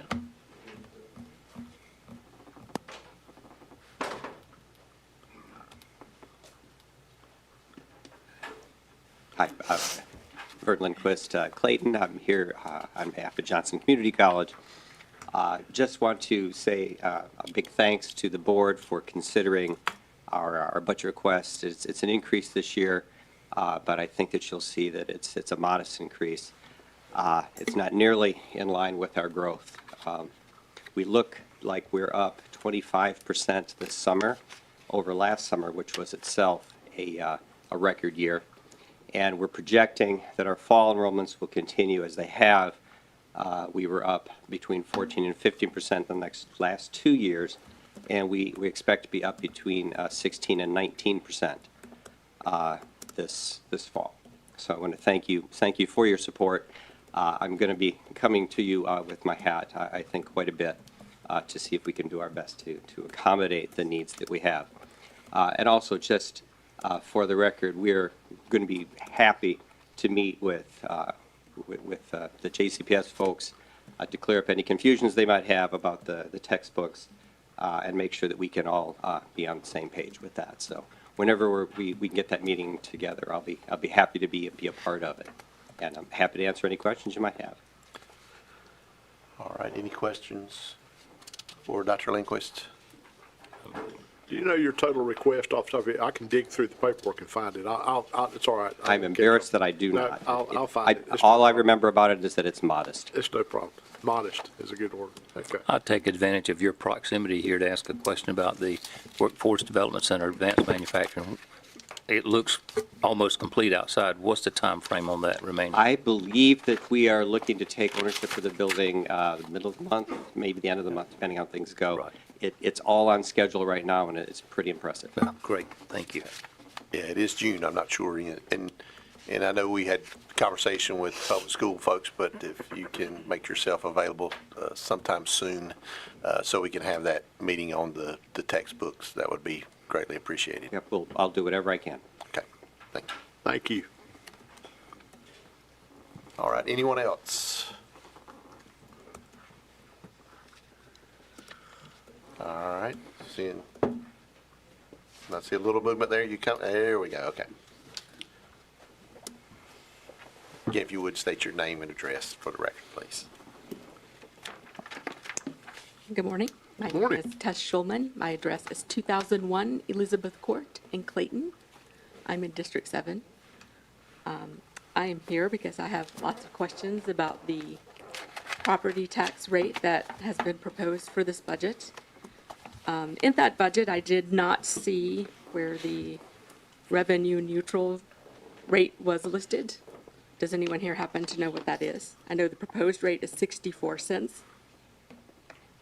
So before even we get that far, so that is the manager's budget? And I would say that's the starting point, that we still have a ways to go and hopefully 2 weeks to get that done in. So that's the manager's budget.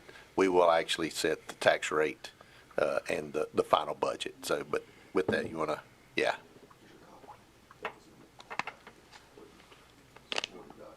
But can you say, since she asked the question, can you go ahead and answer that so everybody can hear it? Yeah, so this is the last page in the supporting documents. You have to show the time, what the preliminary estimate was on revenue neutral. And as I said in here, if that changes, I will certainly keep the board updated during the month of June. So feel free to have that. So what is that? This is the last page in the budget That's measures right, in that the- you in the introduced at the supporting beginning? documents. Yes, sir. So go ahead and, The estimate was 48 to 50 cents. okay. And then I said I would keep the board updated as the appeals process changes during the month of June. And those appeals are still Yes, sir. ongoing? Okay. Thank you. Okay. Show me, what other questions do you have for us? Okay, most of my questions revolve around the fact that we are asking for only a 3% reduction based on the property reevaluations. My reevaluation on a house that does not receive county sewer or water, the nearest fire hydrant is 1.25 miles away. I have a restricted lot in a watershed that prohibits any further improvements or development to that lot. I have private roads that are not publicly maintained, and my neighborhood contains mostly retirees on fixed income, so Social Security. Our properties individually increased by 64.6%, which is going to leave us thousands of dollars more in taxes if this tax rate is the one that is accepted. Further, in the budget, there was a proposal that the fire district rate would increase, and this would be after the fire districts were consolidated last year, and a county-wide rate of 14 cents per $100 was assessed on Johnston County homeowners. So we did not have that number. That was just a proposal in the budget. So we also have that to consider. Then the budget also indicated that there would be increased rates for water, sewer, meter fees, tap fees, and system development fees. So in the event that Johnston County even decided to run water or sewer to my property, I would be facing increased fees if I wanted to tap into that in my neighborhood. We have all of this that's going to be added to our plate as residents and citizens of Johnston County. Again, I reiterate the fact that many residents here are on fixed income. They receive Social Security, or they're veterans that receive disabled benefits. We have inflation that it continues to be 2% nationally in this country. We have tariffs, which come and go at the whim of the chaos monkeys in Washington, D.C. We are looking at all of these expenses, and I do not disagree with allocation of our tax dollars to things like education. We just heard a good presentation from their needs there. Or social services like harbor, or land conservancy, or infrastructure. None of those things. Those are all great uses of our tax dollars. Where I do have a problem is on page 51 of the budget. There was a transfer of $6 million to an industrial development fund to add to an additional $5.8 million already sitting in that industrial development fund. And $8.1 million of that fund will be going to Novo Nordisk, a company that made, I believe, approximately $15 billion in net profit in 2024. They made $12 billion in net profit in 2023, an increase of 21% over that year. I have no idea what you're planning to do with that money, but that's a large chunk of money going to a very profitable company while you bleed homeowners dry with these reevaluations. So I would like a very in-depth explanation of where that money would be going in that budget. Do you want me to? Yep.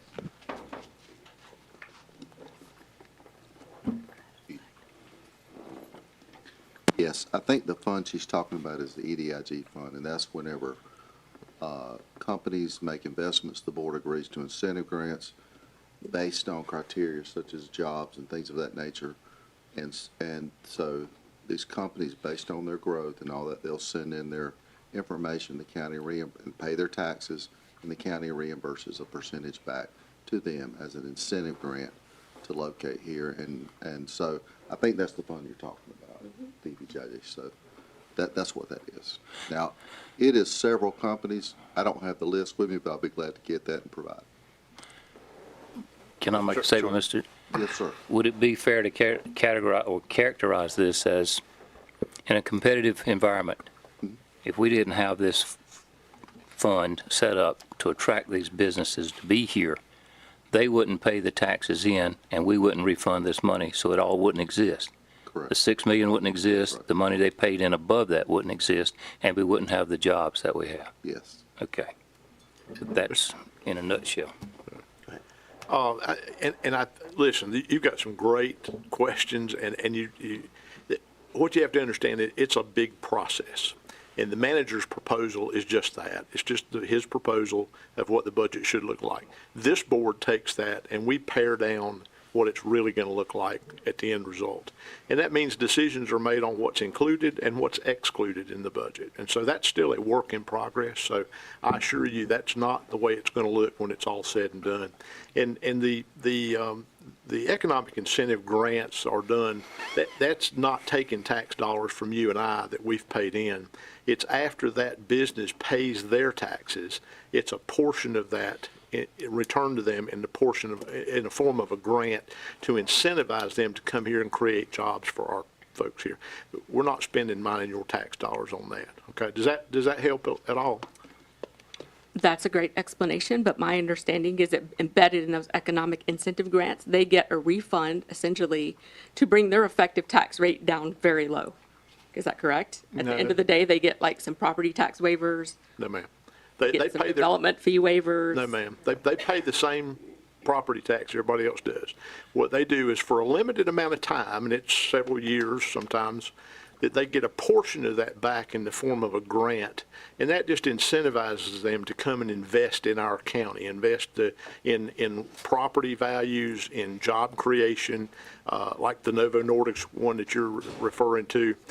They're making a $4.2 billion investment in facilities and creating 1,000 new jobs for our folks here in the county. So, one could argue that we're just giving them a portion of what they're paying in back for a limited amount of time in order to incentivize them to want to come and do that. Because we're on a competition with other counties. They look at other places to build and to do, and so we do those things to try to entice them to want to come to Johnston County to create good paying jobs for our folks here. So that when our kids finish high school and college, they can stay at home instead of having to move somewhere else to get a job. I understand that talking point, but my question is the offensiveness of how appropriate it is to give a corporation that, again, made $15 billion net, not gross, net profit in 2024, that amount of money and these incentives to come here when they've already established, have a huge facility that's already here and employs people. Meanwhile, we are going to tell people who may be pinched by these increase in our property values that, well, we have tax relief programs for you. If you are in a situation where your property value has increased so much that you are unable to pay your property tax bill. Would you like to know what the qualifications are for that program, the tax relief program? You can have no more than a combined income of $30,900 for both spouses in order to get that tax relief so that you don't have to pay your property taxes in Johnston County.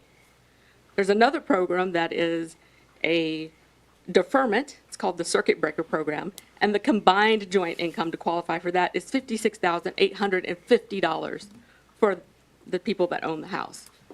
And any other joint tenants in common in that property must also qualify on their own merits at those income levels to get those programs. And the Circuit Breaker Program isn't even a waiver of your property taxes. It's a deferment, and the balance plus interest is placed as a lien on your property.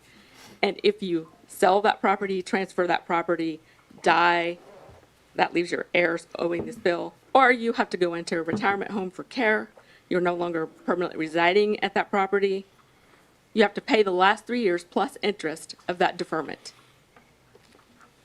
So I find it extremely offensive to tell everyone who just got these huge reevaluation property tax bills when we really don't know what our payments are going to be,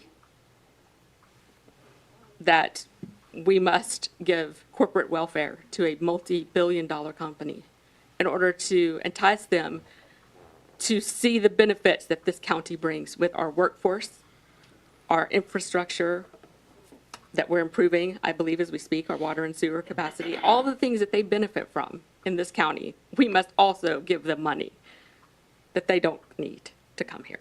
I have a hard time with that, especially when I consider the amount of people in my neighborhood personally who receive Social Security and are going to be pinched by an increase of 64.6% on their property, in addition to whatever is determined for the new fire tax rate. And I am sure people that live inside municipal limits are going to be even worse off because Archer Lodge and the town of Clayton and the individual towns are doing their own reevaluations as well based on the new property values. So when you are considering that budget, I'm asking you to consider that and to not take that lightly. All right, thank you. Thank you. I thank you for raising those questions because there's other folks out there that have the same questions. Thank you. Thank you for your time. All right, anyone else?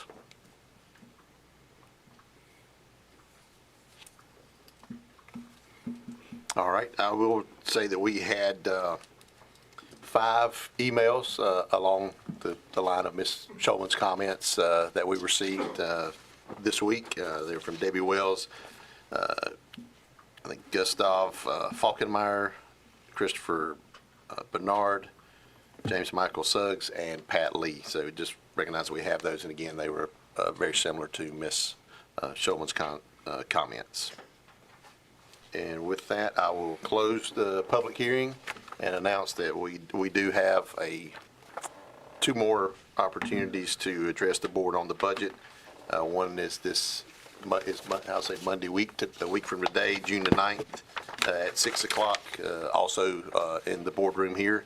And then on June 16th, we will have an opportunity to hear some more, and then also we will work on our, hopefully, doing the final budget motion and adopt that at our June 16th meeting. That's at 6 o'clock as well. So with that, we will move on to the next item, which is a proclamation for Elder Abuse Awareness Day. And we have a couple of folks here from Department of Social Services to present that to us, and I've asked Commissioner Godwin to read that proclamation for us.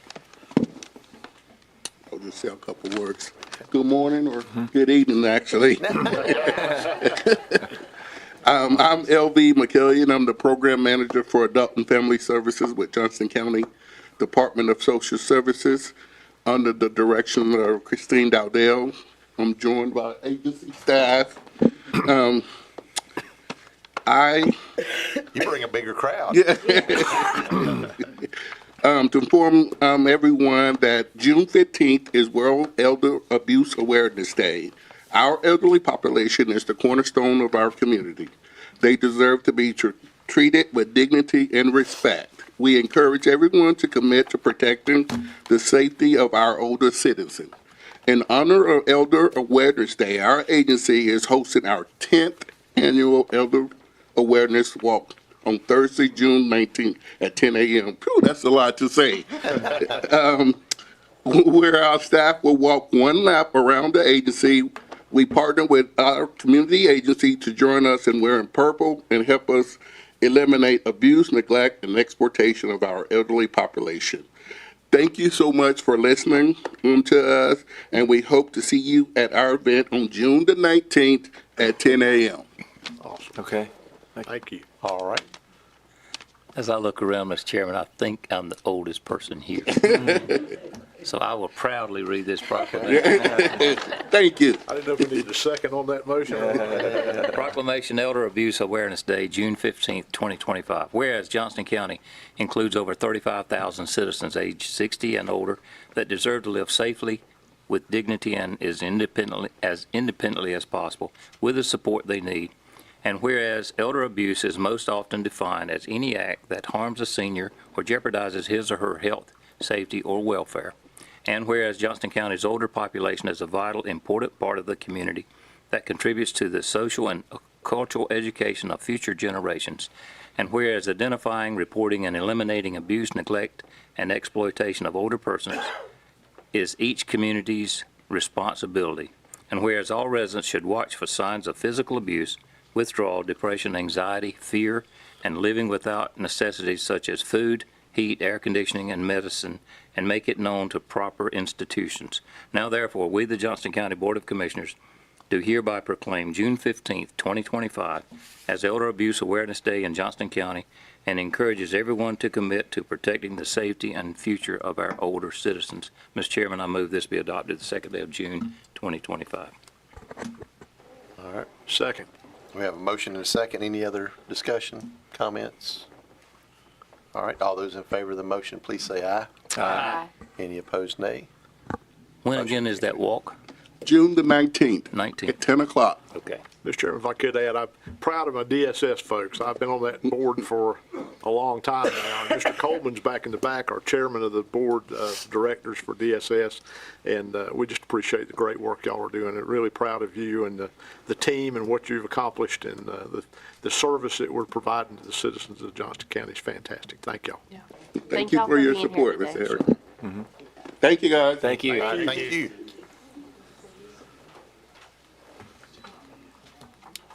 All right, the next item is proclamation for the 60th anniversary of the Johnston Soil and Water Conservation District.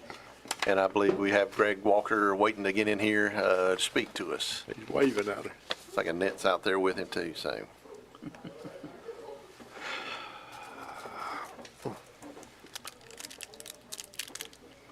And us all. Yeah, I was gonna say, Yeah. the office is empty, yeah. Good morning. Good morning. Good morning. Thank you for- Afternoon. Yeah, thank you for taking a minute with us this morning. This is a kind of a anniversary year for us. So I have with me one supervisor, Mr. Charles Hill, one of five, also my staff, Miss Annette Adams, Peyton Lane and Mr. Elton Wilson with me today.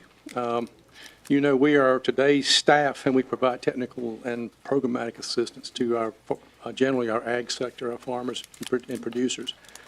A new issue now on top of that is farmland preservation, as you well know. Just briefly, the Johnston Soil and Water Office has always housed what we call the Conservation Partnership, which is a group of county, state, and federal personnel, programs that is all put together to help our farm producers. If you took the time to look at Google Earth or historical photographs, you can still see the footprint that Johnston Soil and Water and those staff members have made over the past decades. It's pretty impressive, but I look at, you know, as I've been here 4 years, I look at some of those pictures and I see some of the old terraces in the western part of the county and northern part of the county. And I see farm ponds, grass waterways, those kind of things. I know how much work that was. And I think about over time, it's mind-boggling to me. We actually have farm drain tile books and farm pond engineering field books to go back to 1941. The engineering detail is amazing. You can go in that book and find the date, the personnel, the design, the layout, even the weather that day that those guys have recorded. But 1941, that's a long time. Our staff has always had a heavy workload, and historically, the Johnston County Field Office has been a heavy training county for federal and state and county employees. You know, with our varied landscape, our amount of agriculture here, and the quality of personnel that we've had in Johnston County is remarkable. And so the county has been a known training location, still is. It's also our mission, you know, to continue those natural resource type work on our ag lands, and now, you know, the workload from farmland preservation is on our docket as well. So, again, on behalf of my group with me, it's a great group, and I'm proud of them. We thank you for taking a few minutes to acknowledge our 60th anniversary year. All right. Thank you. And I've asked Commissioner Davis to read that proclamation for us.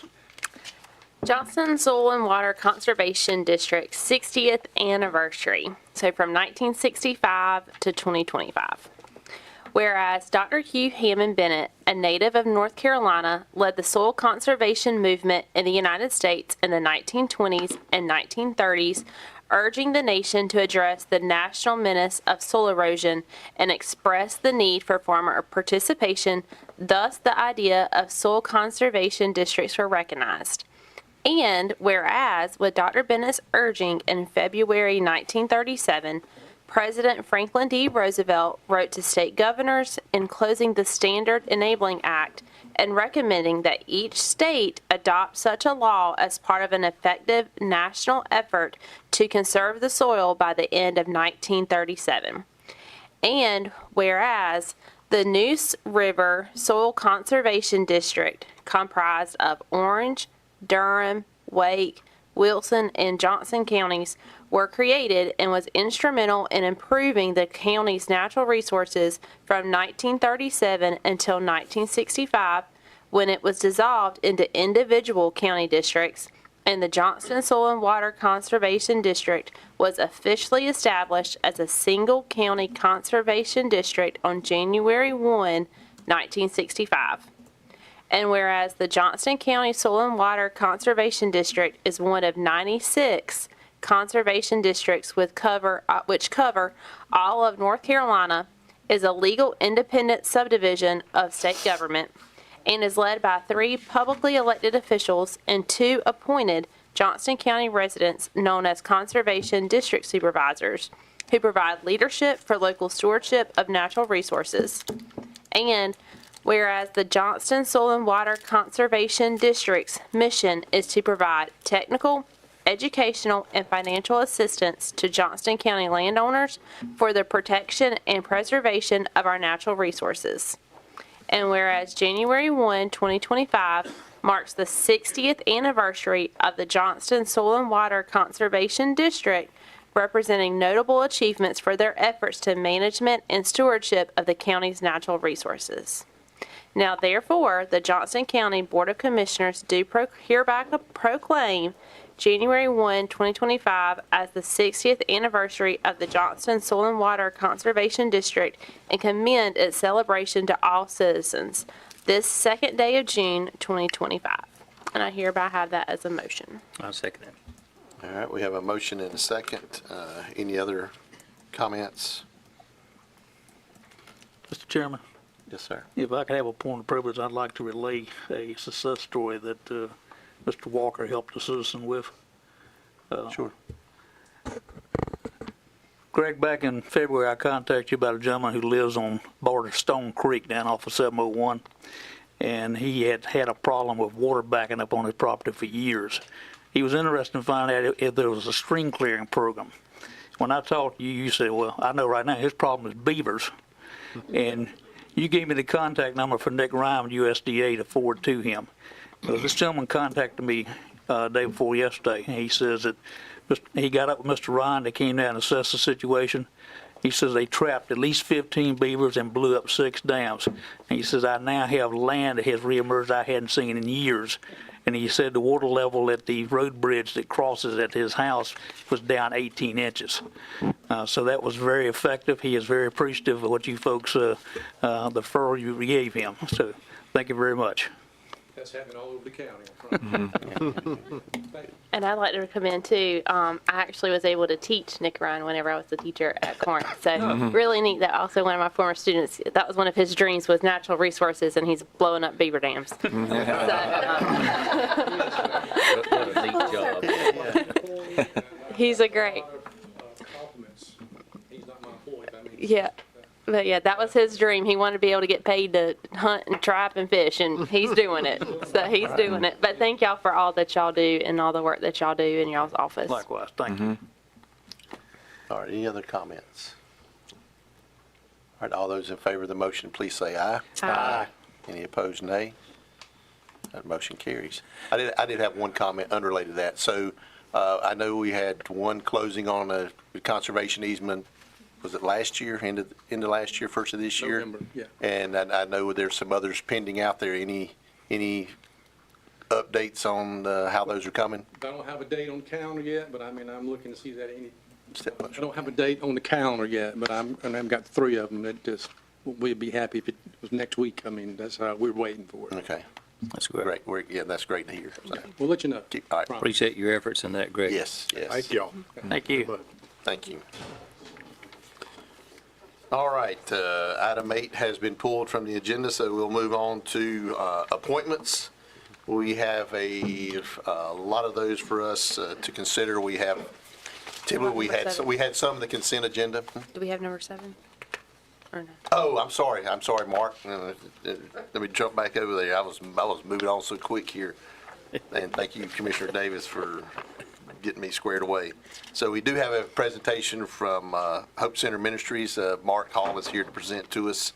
And Mark, I apologize for just jumping right on through there. That's quite all right. In the interest of time today, I've narrowed my notes down from about 20 to just 3, and y'all have 2 of those pages in front of you. And so I'm going to be very direct and very to the point this morning. Appreciate y'all's time and efforts and that you put into the county. And from a personal standpoint, I do live in Johnston County. I live out in the Selma area, the area between Micro and Selma. Sometimes I refer to it as Taint, because the Taint Alley won. But it is truly a privilege to stand before the county commissioners today and county leadership to share about Hope Center Ministries, because many of y'all know my journey. You know the history of the last 16 years. And it truly is, I'm very grateful to be able to come and share with y'all what's taken place over the last 5 years since returning home here. And this is my home and all, but I'll get on with sharing about Hope Center. But I serve as the Vice President of Partner Relations, and which means I serve the ministry across the globe. We are a 17-year-old ministry. We have 51 campuses across the U.S. We have 10 internationally as well. We just opened a center in Thailand for women and also Belize for men. But my heart is here in Johnston County. My foot is firmly planted here in Johnston County. In fact, I was asked a couple of weeks ago how married I am to Johnston County. I said I'm very married to it, and I'm very married to my wife, and she's here. So we're going to stay here. But it's exciting what's happening. But I'm really the front burner project that I'm I'm very dedicated to is the asset that's coming to Johnston County, and that is here now. And I purposely, Hope Center has been in North Carolina now for a little bit over 4 years.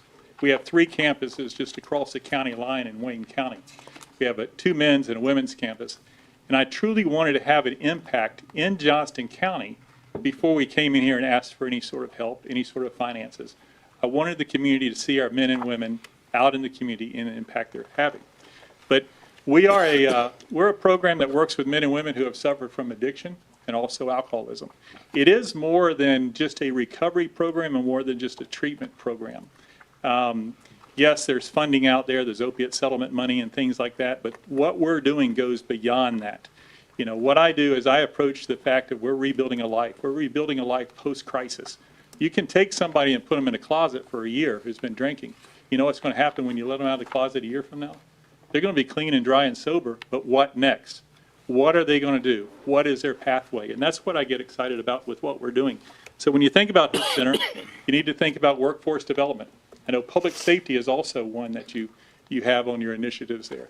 Think about public safety, because we work with court systems, we work with law enforcement. Not everyone who comes through our doors and walks through the doors has been justice involved, but you know that common thread with addiction. I learned a lot about the common thread in Johnston County when I was a resident downstairs here for about 2 years. And the fact of the matter is, the workforce development, the law enforcement, the recidivism, community engagement, and then also the economic impact of a nonprofit. You know, and I love the Hope Center model. We have a model, and I've shared it with some of you guys, some of the commissioners here. It's a self-sustainable model because it truly is a collaboration. It's a collaboration of government, corporate, large and small businesses, and ministry working side by side. And that's what's made our newest campus here in Johnston County possible over in Wilson's Mills on Swift Creek Roads. A couple of you guys have been there and visited the campus. It's a beautiful facility. It opened about 60 days ago. We welcomed the first women into that center. We have zoning in place for up to 30 residents at a time. We've got to increase some capacity there. But I'm going to share this, and this isn't bragging. This is more showing how this community and the companies and the ones that have stood with us helped to make this possible. The doors of that facility opened completely debt-free. Wow. There's no debt service to it. It doesn't mean our needs stop there, but it took 4 years, and it was a true collaboration. Now the doors are open. The second phase, what we're embarking on now, is bringing a men's center over to Eastfields, the Eastfields complex that Adventure is doing. Kevin, the founder, which you folks know, he's been very involved with Hope Center since day one. He has been gracious enough to donate some land to us to build a Hope Center. That will be built from ground up. The men's center there will encompass workforce development. Think about the companies that are coming there and the opportunities our men and women will be having to build a career post-Hope Center and all. But in the one page that I sent you, it's just a little memo. It talks about the impact in the community. Yes, we've got to remember the impact that it's had on the individuals, on the life of that person who walks through the door and rests their head there at night, but also on the community and the economic impact. And this is a nonprofit. It's not a large corporation, so it's it's not huge numbers compared to what you guys are dealing with. But if you look at the 2024 impact in regards to payroll, that's payroll and vocational training support for our residents. You see I think there's 7 or 8 companies listed there. Stevens Sausage is at the top with almost $600,000 in payroll that's being paid to either current residents of Hope Center Ministries or graduates of Hope Center Ministries. We've now been out there about 4 years, so we have people that are first and second generation who are working out there, and they've been elevated to other positions. And the fact of the matter is, we have them. We have Coates Landscaping out of Clayton. Guy C. Lee has been very, very supportive of us. Shield Republic, and you see the ones that are listed there. And what I'm trying to do is get it where the men and women, when they leave there, they have some savings built up, they have some sustainability, they have a career path, and they have that place in the community where they are becoming productive citizens. Several of our graduates now have purchased houses in Johnston County. We connect them with good credit providers, getting away from the Cash App and the things like that as far as their way in cash business. They're working with some of the banks here and all, and we've got good relationships with that. So it is very productive, but the payroll in 2024 was a little bit over $1 million. And then in regards to this reportable commerce in Johnston County, one of the things I want to do, because so much of our support has come from companies located right here in Johnston County, individuals and churches, it's been large churches and small churches, is to keep the resources here. So we have intentionally sought out experts in this area to help us in building, to help us in some of the construction projects. We have a construction project underway in Harnett County and Dunn. We have one in Goldsboro now, but we will have probably our largest construction project taking place in Eastfields. And we're trying to get it site ready to start construction next year over there. But if you look at the contracts that's been let out to general contractors, subcontractors here in this area, the real estate purchased, and then professional fees as well, it's about $2.6 million for a total of $3.6 million. And, you know, I know that may not be a big number in comparison to what you guys are dealing with every single day, but it is significant in regards to a nonprofit. One of the things about our model, as I said earlier, it is self-sustainable. This isn't something that so many organizations are so dependent upon that next gift, that next grant, that next line item. And yes, while we greatly appreciate it and we're asking for that as some of the support, it's a ministry that can be self-sustainable and have a huge impact on this community. And what we're asking for in our ask to the county commissioners is some help in opening the center over in Eastfields, and because I'd like to open those doors completely debt-free as well when we open that in early 2027. We have other organizations and foundations that are stepping up and individuals that are helping to make this possible. And Adventure has been a big part of that because land prices in Johnston County is hard to come at. One of the things, too, in regards to economic impact, we have staff members that are moving here now. We have staff members that are moving from Miami. We have staff members that are moving from the Nashville, Tennessee area. They have purchased homes here. And our future plans, once we get beyond Eastfields, and we already have some site plans and engineering being done, is a national call center to be located here in Johnston County. And that would cover our ministry wide. We would also have a distribution center to distribute products and all to not only our centers, but other ministries and things across the East Coast. And we've identified some property out near the hospital. It'd be great to connect with the hospital out at 42 because of the connection to the medical community from crisis moment to coming into Hope Center. But with all that said and done, I've got a 5-minute video. And I thought if we can show that, that'll give you some real insight into what the program is. And then I'll take any sort of questions that y'all may have. All right.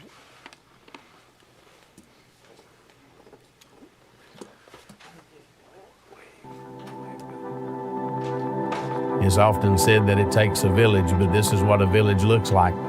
A village of faith, a village of believers surrounding these men and women as they walk down this road of recovery. This is God's work. We are just His hands and His feet. Everything that we do would be absolutely worthless and would bear no fruit if God's blessing wasn't upon it.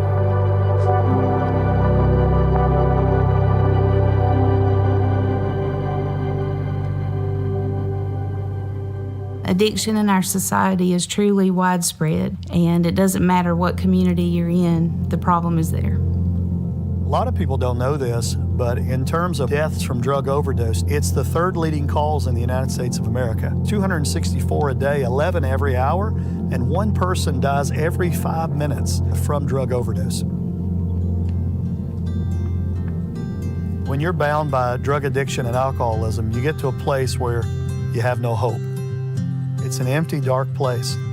And so to hear that there's hope and to hear the message of hope through the gospel of Jesus Christ, I think it's what everybody's looking for in their addiction. If you give hope to someone, it gives them a feeling that I can win this. Hope builds bridges, and Hope Center Ministry is building those. What brought me here was a long life of bad decisions. My daughter brought me here straight from Lee County Jail. I walked up on the porch, and there was a bunch of guys there welcoming me with open arms. When you call on God, He answers every time, and that's what I've learned here. It just meant the world to me, honestly, knowing that I wasn't alone. The life that I was living and the path I was going down, it was gonna end one of two ways, and that was a long time in prison or death. God definitely brought me to Hope Center for a reason.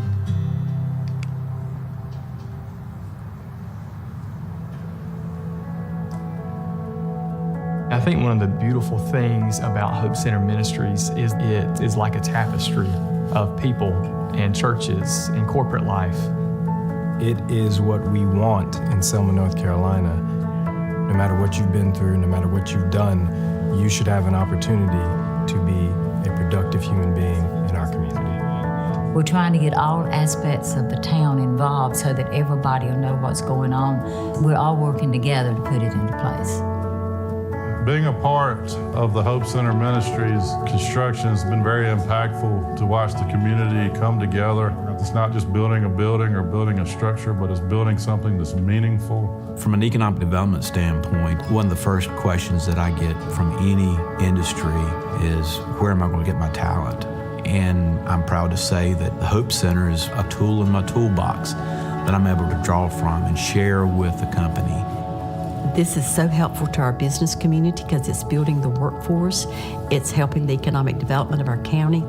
They really got us out of a jam when we really needed help. You want to grow and expand and fill every order you can fill, but if you don't have labor, you can't satisfy your customers' needs.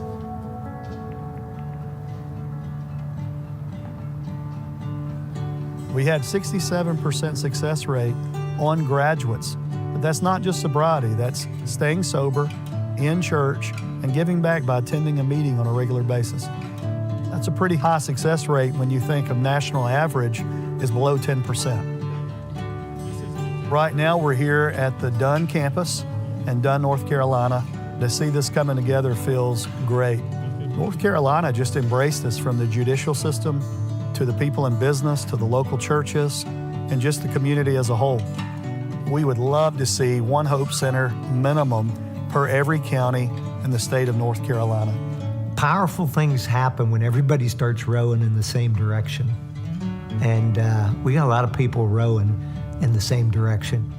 We see people that were once addicted to meth or fentanyl or heroin that now have jobs, they have new marriages, they have children, they have lives, they love Jesus and they serve their community. And that's what we've seen through Hope Center. They're restoring lives and building hope in families in a big way.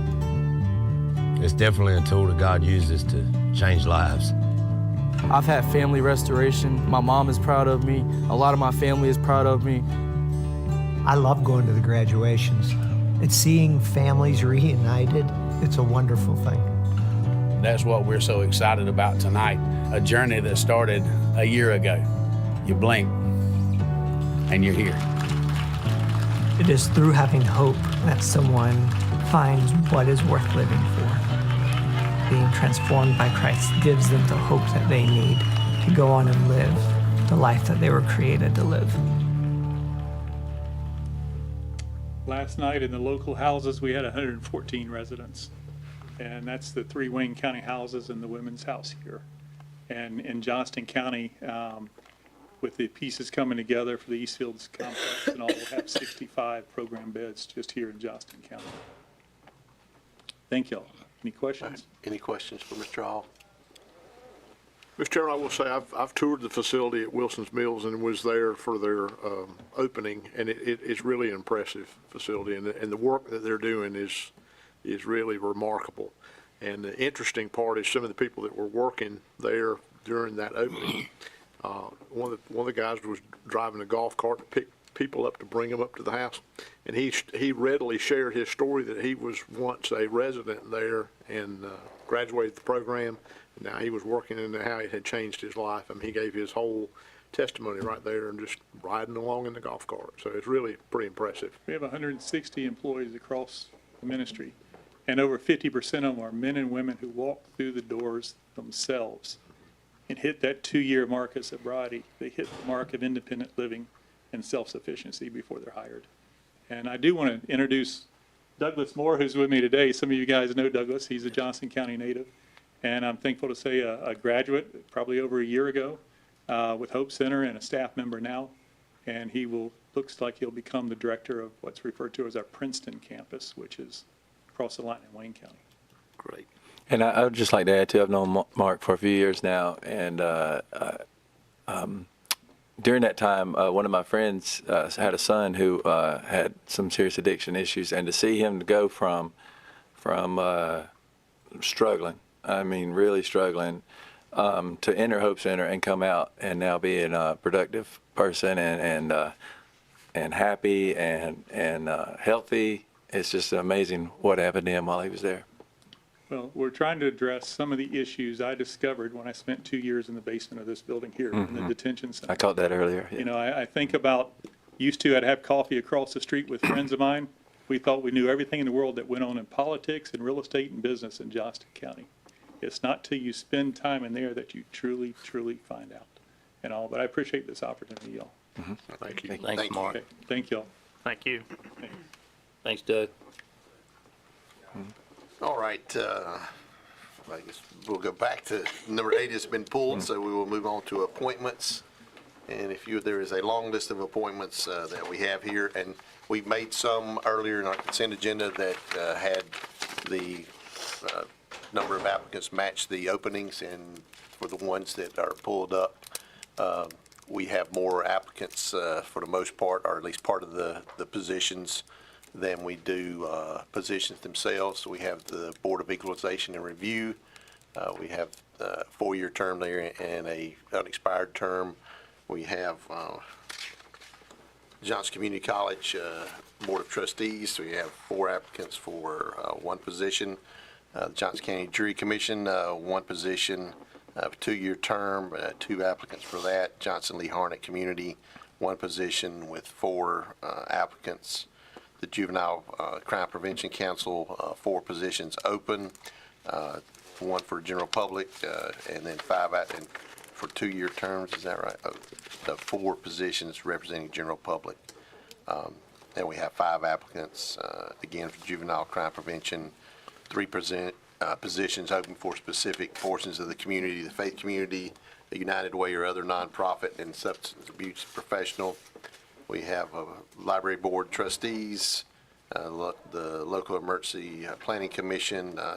We have 4 total there. Some of those are for specific areas of our community.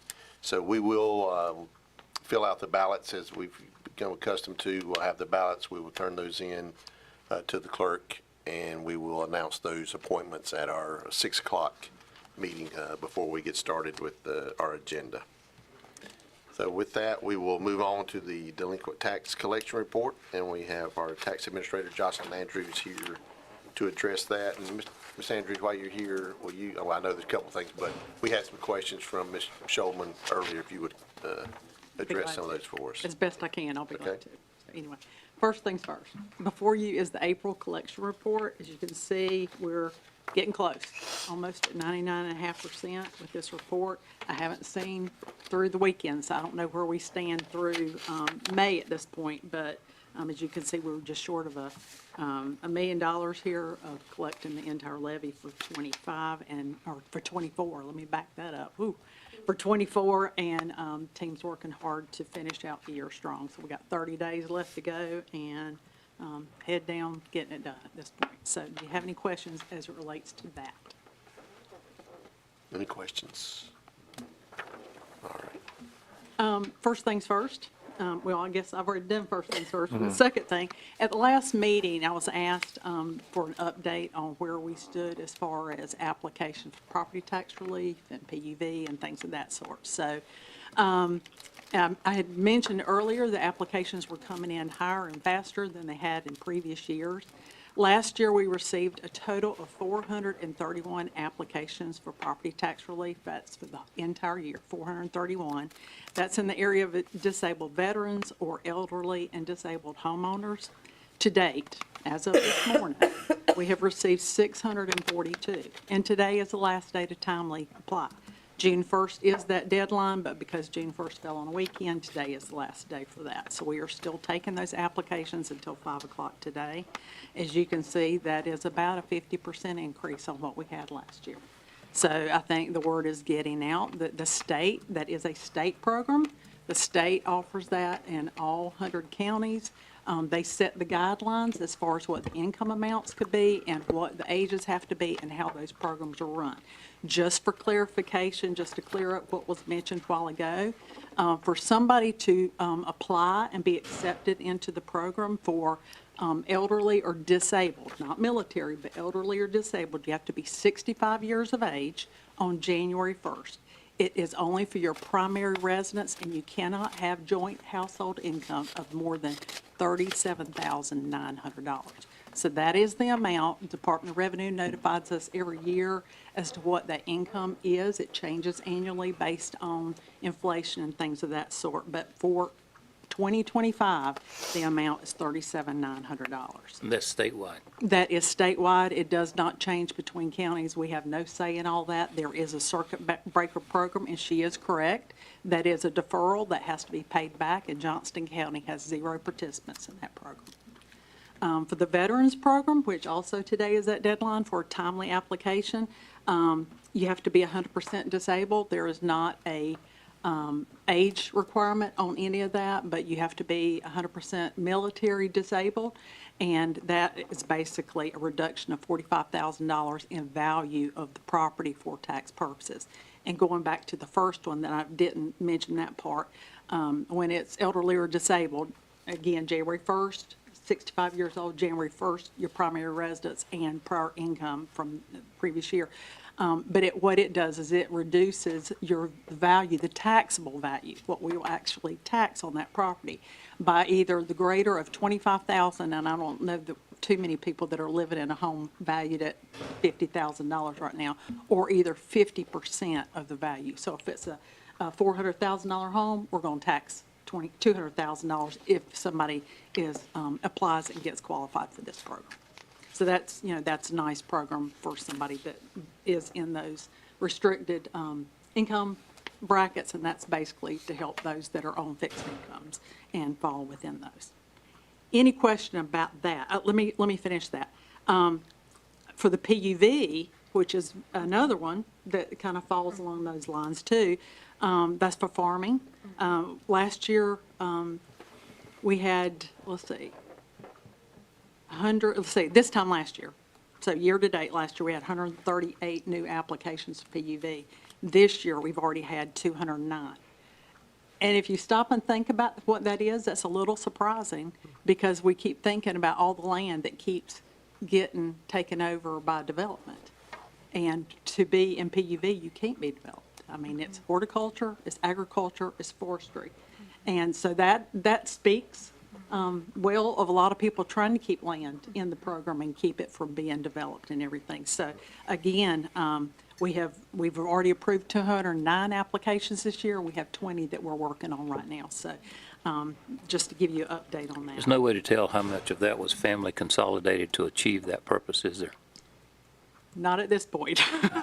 I might be able to sometime what I'm down the talking road, about. but Me and my brother have got 8 acres or apiece, but we decided to put it back together. put it back together. And That could then be it some of qualifies. that. Yeah. That could be some of that. Okay. True.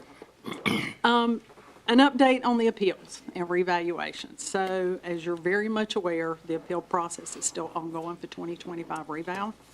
The Board of Equalization Review is meeting regularly to hear formal appeals value, and there were a total, and this number, I almost want to stop myself when I say this. I almost wish there were 2 more appeals, because there were 2,023 appeals. It'd been really nice and easy to remember if there were 2,025 appeals. There were 2,023 appeals.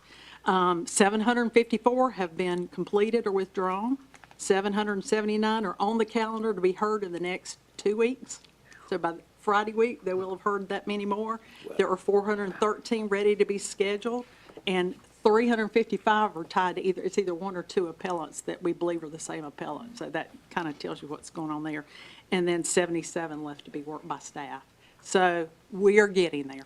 But Board of Equalization Review is comprised of a group of very hardworking volunteer citizens who have dedicated a significant amount of time over the last few weeks hearing these appeals.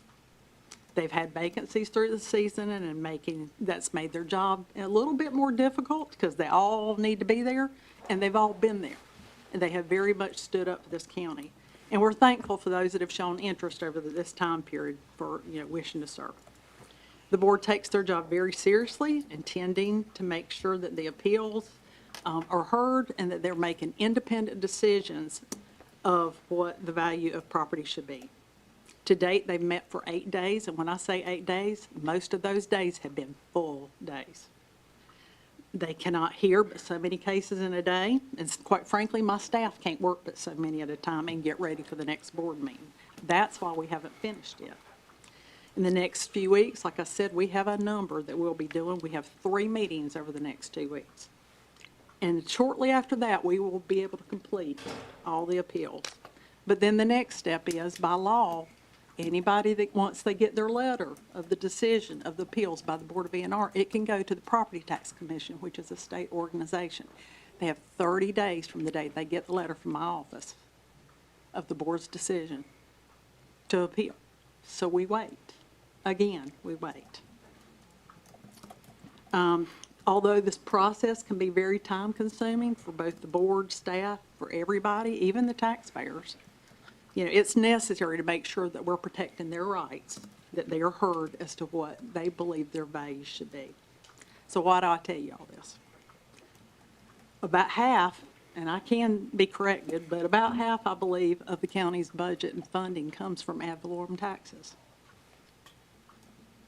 Since there's a significant number of appeals, and some of them very high-dollar appeals, still to be settled, this year is a little more difficult for this board and for staff than the normal year. In a nutshell, you don't have all the information, and nor do I, because it's not yet available. There's still so much uncertainty to this year, which makes your job so much harder, but we're getting there. I want to assure this team and the public that we are updating the county manager as often as we can, probably in the next day or two, with even more numbers as things continue to get settled. And we continue to work this. But we're getting through the process, trying to give y'all the best numbers you can so that you can make the best decisions. But again, because of the timeline, it's not a perfect world, and your numbers are somewhat fluid at this point. But I'll be happy to take any questions about the process or where we are with any of this. Any questions? Do you have a, or could you just send us later what the total property value as of right now is and then what it was last year? Mm-hmm. Could you Be send glad us that? to. Okay. I'm having those numbers run today. Okay, great. Thank you. Sure am. We, as of Friday, keyed in all the appeals that were settled, at least at the county level, as of last week. So I'll have a better number today. Yes, be glad to. Do you have an idea of the cases remaining, what the value of those properties are? Yes, it is. Well, trying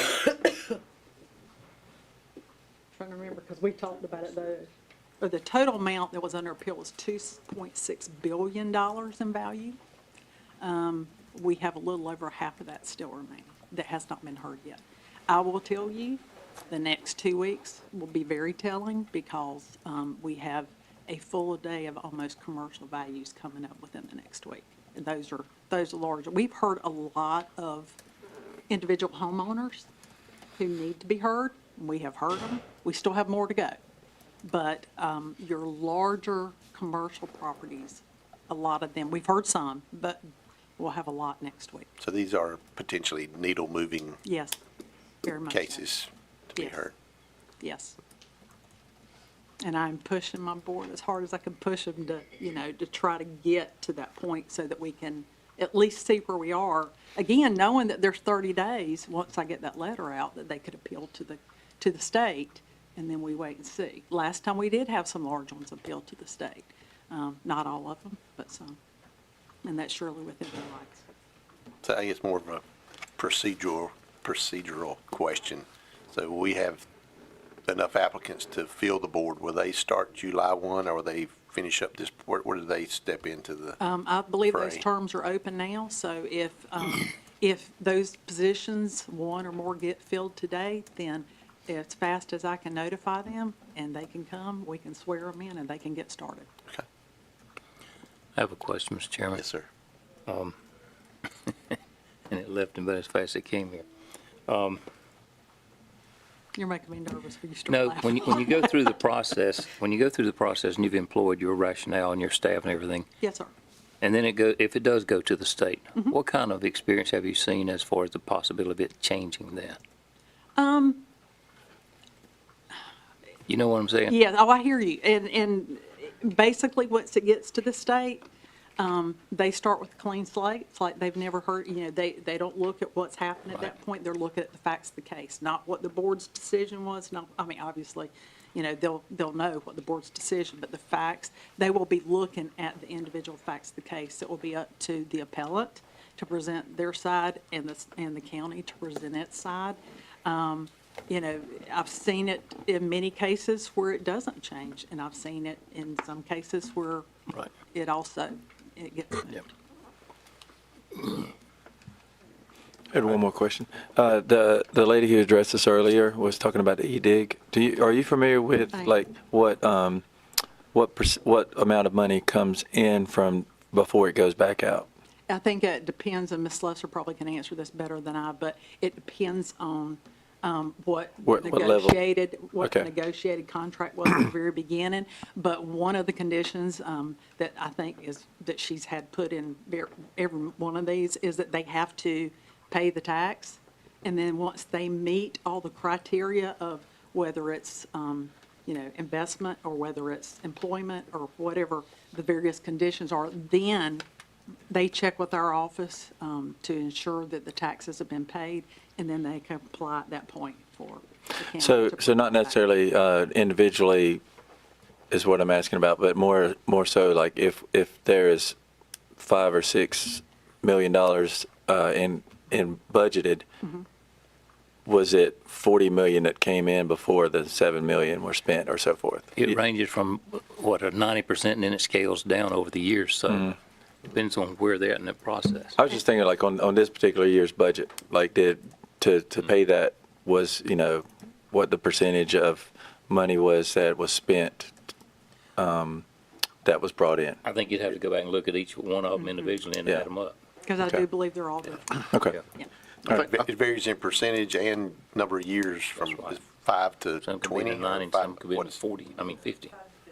15, 5 to 15, yeah. Okay. I think the important thing for people to remember is that it's the money that's being paid in by that entity that we are returning a portion of in the form of a grant.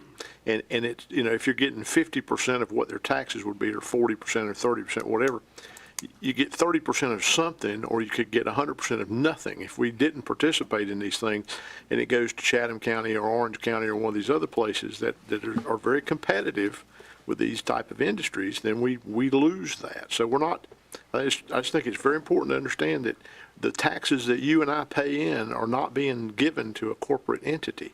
It's the money that they pay in, that they're the ones that pay the taxes, and then a portion of it gets returned back. I just think that's an important part to bring out and bring to light. And and again, I only deal with the little tax piece of it, but my understanding of it and the ones that I have seen since I've got here, not all of them have gotten their money back.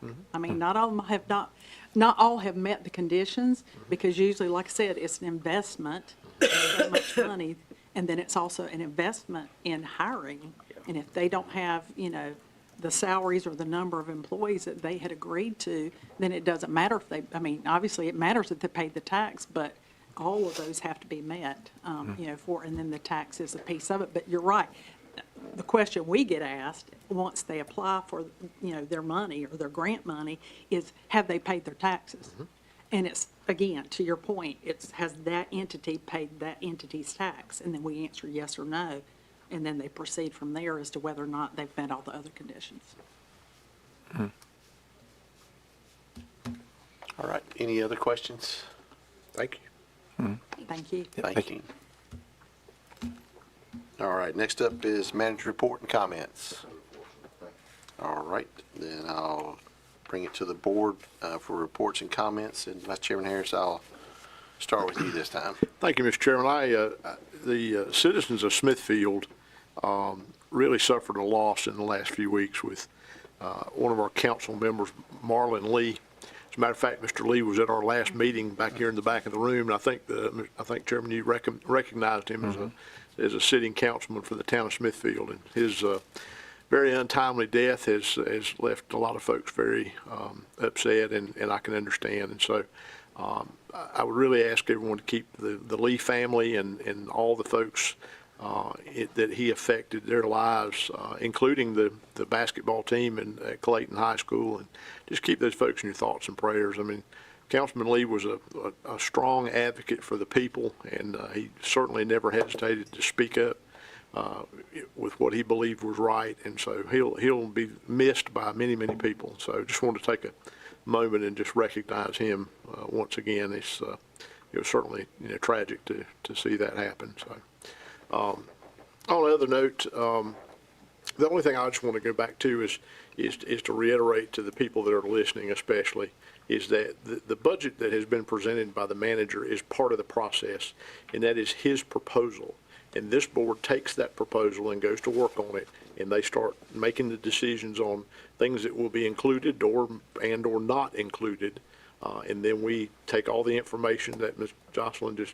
Ms. Andrews just put out, and we try to come up with back into what the tax rate's going to look like. So I would just encourage everyone to just give us time to get through the process, and then if you're not happy with it, then I totally understand. But I think if you give us a chance to work through it, we're going to do everything in our power to try to make this work as best that we possibly can. And bear in mind that whatever tax rate we set, we all have to pay it too. So if we're changing taxes, it affects us all. And so we just want to make sure that everyone understands that. The county, there's a lot of moving parts to it, and we have a lot of things that have to be addressed, and you've heard a lot of those tonight. You'll hear more at our next budget meeting. There's a lot of needs, and we just have to figure out a way to get all that done and keep it affordable for the citizens that are paying the taxes. And I think this board's very mindful of that. So thank you. All right. Commissioner Rose? I would definitely agree with everything Commissioner Harris just said. It will be a very painstaking decision we have to make, but that is what the people entrust us to be able to do, is to provide the services that they need at a cost that they can afford.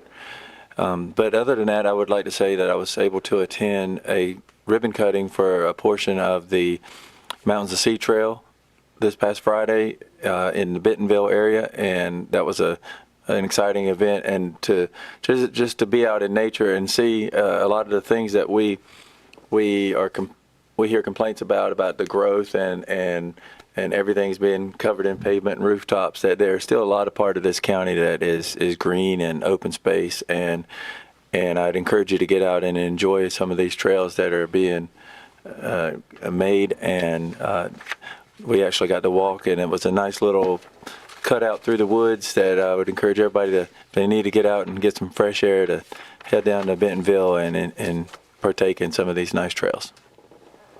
All right. We'll say when your voice comes back. When you get somewhere. Okay. All right. I had this past Thursday was the Triangle East Chambers Legacy Awards, and I had the pleasure of attending that along with Commissioner Godwin, and it was really great to see all the emerging leaders that were recognized, as well as the small business, and then also the Legacy Awards, and it was really great to have Nicole Youngblood, which is one of our county employees, recognized as the emerging leader. So really great to see a lot of employees as well recognizing her. Just about all the extension staff was there to support her. So it was really great seeing how our county employees are lifting each other up and supporting one another. Commissioner Stovall. Mr. Chairman, I want to comment on I've seen a number of emails come in from citizens that concerned about the tax rate, and they're saying, why don't we pass the cost of schools, EMS, law enforcement, et cetera, on to the developers who come into this county. And what they may not realize is that North Carolina General Assembly doesn't allow us to assess impact fees to these services. There are a lot of jurisdictions outside of North Carolina that do. I can understand that. But in North Carolina, we can't do that. The only thing that we're allowed by the legislature to assess is a utility system development fee that's based upon a very narrow engineering calculation. It doesn't cover the cost of these other public services that come in. Sad reality is that residential construction does not pay for itself. You know, we think that it does, but it does not. It brings in an initial influx of tax base, but the demand for public services eventually exceeds the amount of property taxes that residential construction generates. It has to be balanced out by job-producing growth, industry, commercial, and farming. Farming is still our biggest economic driver. It only demands pennies on the dollar that it brings in property tax. Businesses are the same way. I saw an article recently about Pender County. They're struggling with some of the same issues we are. They've had a housing boom, but they're not seeing that the revenue come in like they thought. They did a cost of community services analysis, and it showed that in their particular case, houses were costing them, for every dollar brought in was costing them $1.05. Well, that's well below the North Carolina average. In North Carolina, the average is $1.25 for every dollar that the house brings in. So you can see right there that eventually these houses are generating net positive revenue. You need types of net positive negative revenue, net positive revenue, which comes in from industries and commercial. They said that their businesses, for every dollar they pay in, they're generating $6 in revenue. That's pretty phenomenal. Yeah, I'd like to see that here. But we're in a situation where 77% of our workforce leaves the county every day. That means that we've got a wealth of residents, but we've got minimal job opportunities here to keep these people in the county and have them pay for their shopping here. They're leaving the county every day to work somewhere else or spending their money elsewhere. We have to have businesses here in the industry in which to offset the fact that these houses, rooftops, not paying for themselves. I'm not a big fan of economic incentives for industries, but nonetheless, we've got to have these people. If we don't, as Mr. Harris actually pointed out, these companies are paying their taxes. We were funding what they pay. It's not being taken from the citizens per se, but we have got to have jobs in this county if we're going to turn this train around where we've got growth that's not paying for itself. All right, thank you. Commissioner Godwin? What they all said. The lady who spoke today, and I'm glad she did raise those questions, the problem is there's thousands and thousands of citizens out there who feel the same way. And when they see something like on our budget with a $6 million expenditure to give back to companies that make billions of dollars in profits, what Commissioner Stovall just said, if we could undo it all, turn that Etch-a-Sketch upside down and shake it clean, let's start all over. Let's say that our economic development director didn't find out about those companies possibly coming here and didn't go after it and finds out that, hey, in order to get it here, we got to do this incentive. Incentive is, well, if we could undo it all, we'd do away with that $6 million expenditure, and we'd also have to do away with about $10 million of revenue that we didn't get, 3,000 or 4,000 high-paying jobs that we didn't get, and we just have that much more pressure on the homeowners, the residential tax base. So I hope the people can understand what we're trying to say. I don't think anybody on this board, well, I hear all kind of stuff at the country store. We're all rich. We all don't care about the little man, and we're all making money under the table. And that just gets under my skin. My daddy raised me to be honest and straightforward with people. And I don't think anybody on this board is doing anything other than what they think is the right thing to do for the citizens. But aside from that, on a better note, last Monday I had an occasion. I want to thank Lieutenant Colonel Robert Boyette with the Veterans Service Office and his staff for putting on our Veterans ceremony in the courthouse. It was well attended. That large courtroom was full. Commissioner Stovall and Commissioner Davis were both there, and we had a very nice ceremony. It lasted a little over an hour, but it was well attended, and I'm glad the county continues to support our veterans. That's all right. Thank you. And thank you for the PIO staff to be able to live stream it. Yeah. Thank you for that. Yeah. And I know that was technically their day off, so thank you for for working.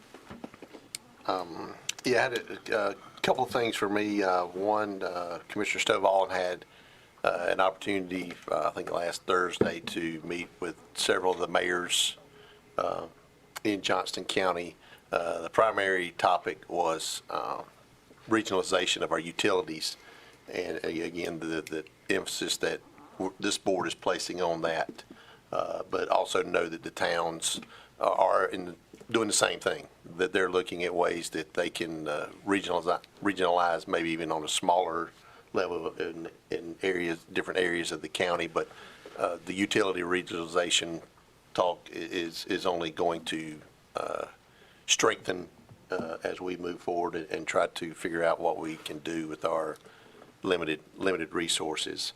The other, I did want to comment on our colleague Marlon Lee. You'd mentioned Smithfield and Clayton basketball and volleyball, but he was a mentor to many young folks and even some less young like myself around this county, and the impact he had spreads far beyond Smithfield and in Clayton High School. He and I had several conversations and on many local government topics since he was elected in 2013 and when I was still on the board in Clayton and even after that. So I personally will miss him, and yeah, he was present for the people of Smithfield and particularly his district. He was present in many things and was there to serve. And I think that's something we all should remember, that we are here to serve the people and we need to be present. So my comments on Marlon, and he will be missed by many. Let's see, so we do have a need for a closed session, and I will say for the motion that we are not going to take any action after a closed session. So with that, I'll turn it over to Vice Chairman Harris. I believe that's the motion. Mr. Chairman, I move the board go into closed session for the purposes of discussing matters relating to the location or expansion of industries and other businesses in the area pursuant to North Carolina General Statute 143-318.11A4. Second. All right, we have a motion and a second. Any other discussion? All right, all those in favor of going into closed session for the reason stated, please say aye. Aye. Any opposed? All right, we will go into closed session after a minute to clear the boardroom. Thank you for watching.